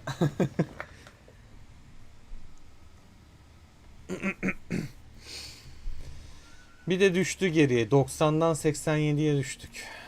Ne yapalım? Sağlık olsun. Videoya birer beğeni atmayı unutmayalım arkadaşlar. Destekleriniz kıymetli. Bir beğeni atıp destek olursanız beni mutlu edersiniz. Şöyle 12 dakikası var bunun. O sırada şunu yapalım. Bu da toplasın abi. Zaten süvarim kalmadı ya. Asker sayım çok az ya. Yani bu gerçekten ham güç gibi bir şey şu an benimki. Şöyle detaylara baktığımda 12 milyon birlik, bina 51 milyon, teknoloji 30-40 milyon, kahraman 46.7, kale tesisi 13 milyon, tema 3 milyon,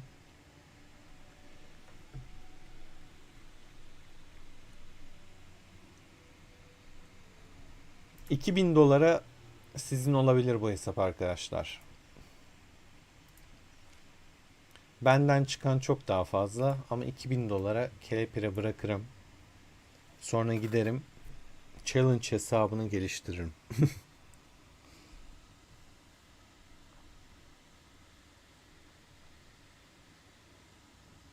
40 seviye mi? O zaman bizimkiler de 40 olmuştur. Bakayım. Vallahi olmuşlar. Ha zaten 40'tı bizimkiler ya. Aman bir an T9 sandım. Evet. Pro Killer güçlü. Onun diğer hesabı da güçlüydü zaten. Ya adam Kraken hesabını bırakıp yeni Kraken hesabı açtı. Daha doğru ilerledi. Daha güçlendi. Daha hızlı güçlendi bir de. Hem hızlı hem de daha güçlü artık eskiye göre. Kendisine de selamlar buradan. Onun da kendi YouTube kanalı var ama kullanmıyor çok sık. Ta en başında, oyunun en başlarında biz karşılaşmıştık. Oradan biri arkadaşım. Buradan baktığın zaten kişiselde adam birinci sırada. Yani normal. Bakayım diğer hesabı. Bak diğer hesabı da 84'te.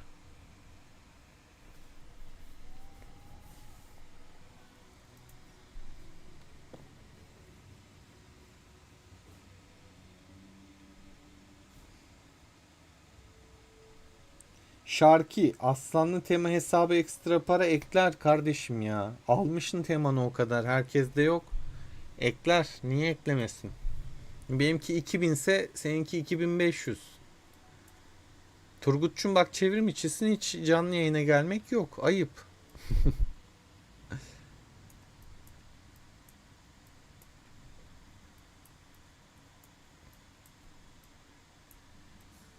Kim ne yapmış bu arada?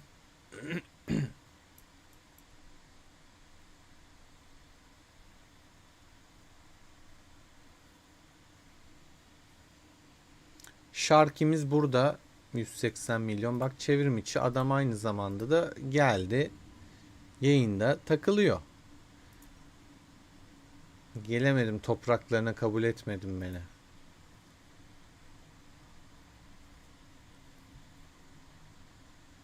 Mali'ye bak 171'e 60 kapağı valla. Yusuf da 170 olmuş.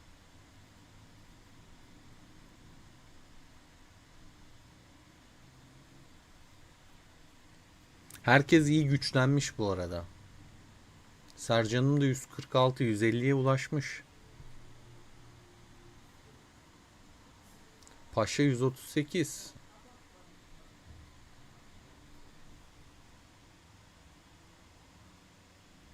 Ya Ersen sen adamın dibisin zaten. Bak adamın dibisin. Hani Google'a adam yazıyorum, karşılığı Ersen çıkıyor. Senin kadar bak, adam dedik dedik geldi işte. Geldi. Senin kadar destekleyen, motive eden olmadı. Sağ ol bu arada desteklerin için.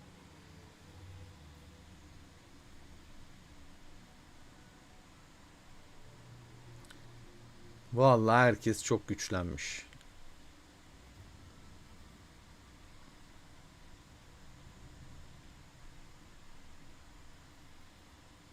Burada bir hesap var.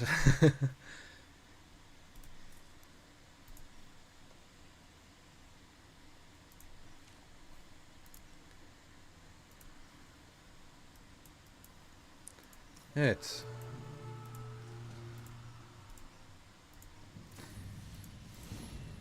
Bizimkiler de senin gibi olsaydı şu an yayınımız coşmuştu. Ama onlar ancak WhatsApp'tan konuşsun. تا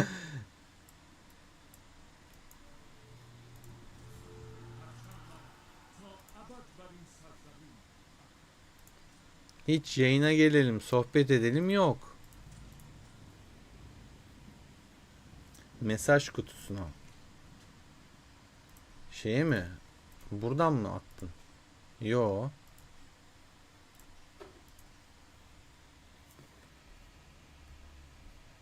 Bir mesajın yok.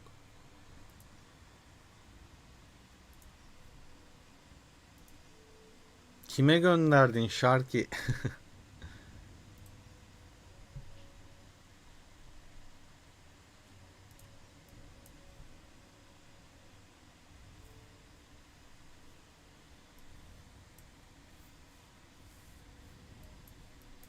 Bu arada benim hesapta bazen mesajlar geç geliyor. Hani yanıt vermiyorum sanmayın sakın.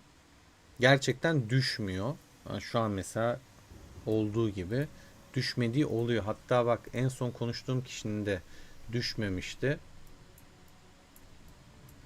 Bak adamlar iyi yayınlar demiş. Saat 20.20'de ben bunu 23'te görüyorum. Aradaki farka bak.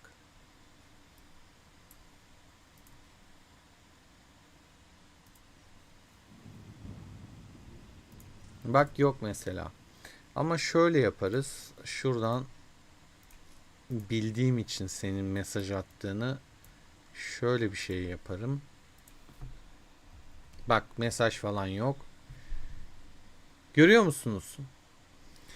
Ben yazdım. Adam YouTuber havalı yanıt vermedi demeyin. Alakası yok, gelmiyor arkadaşlar. Şarkıcıyım hepinizden bir şey istemiş. Bakın çok tatlış bir şey göndermiş. Yayına like atalım arkadaşlar. Evreni dinleyelim.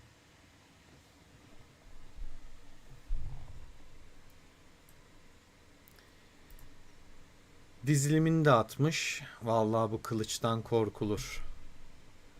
Atlara bak atlara. Yelesi nasıl rüzgardan savrulmuş. Kırmızıyı basmış koymuş oraya vallahi.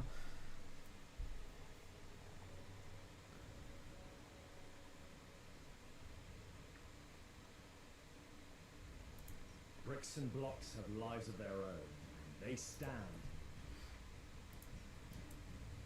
Hesap inceleme videosuna döndük.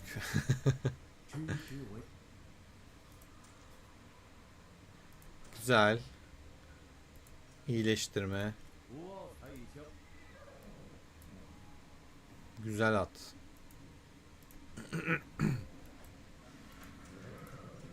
Bricks and blocks have lives of their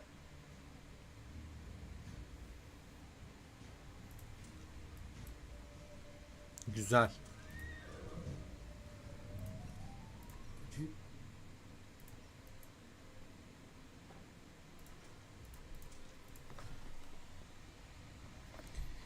$2500 böyle bir kompunuz olabilir.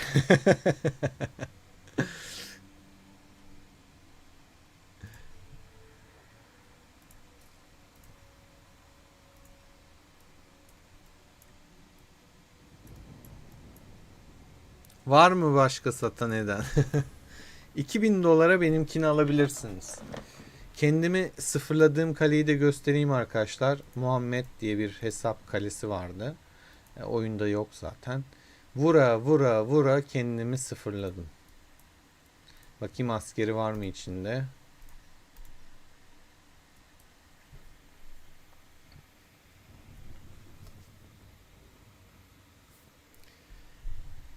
Bu hafta ama harikaya alınacağız. Gerçekten yani ne puan kastık, ne içerik çekebildik. Can sıkıcı bir şeydi.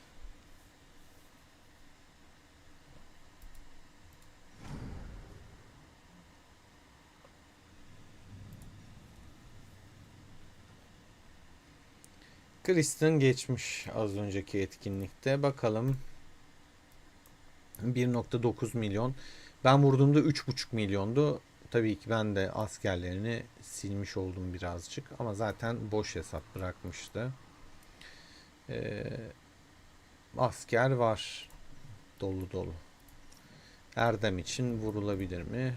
Şu an artık ben vurmam.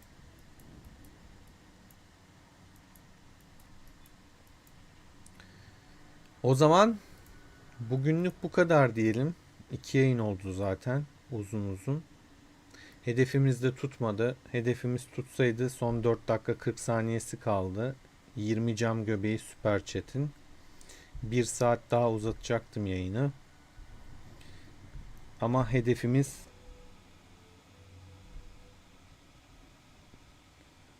gelmedi. Vallahi süper be. Çok sevindim Ersen. Harika. Hep böyle şanslı olsun.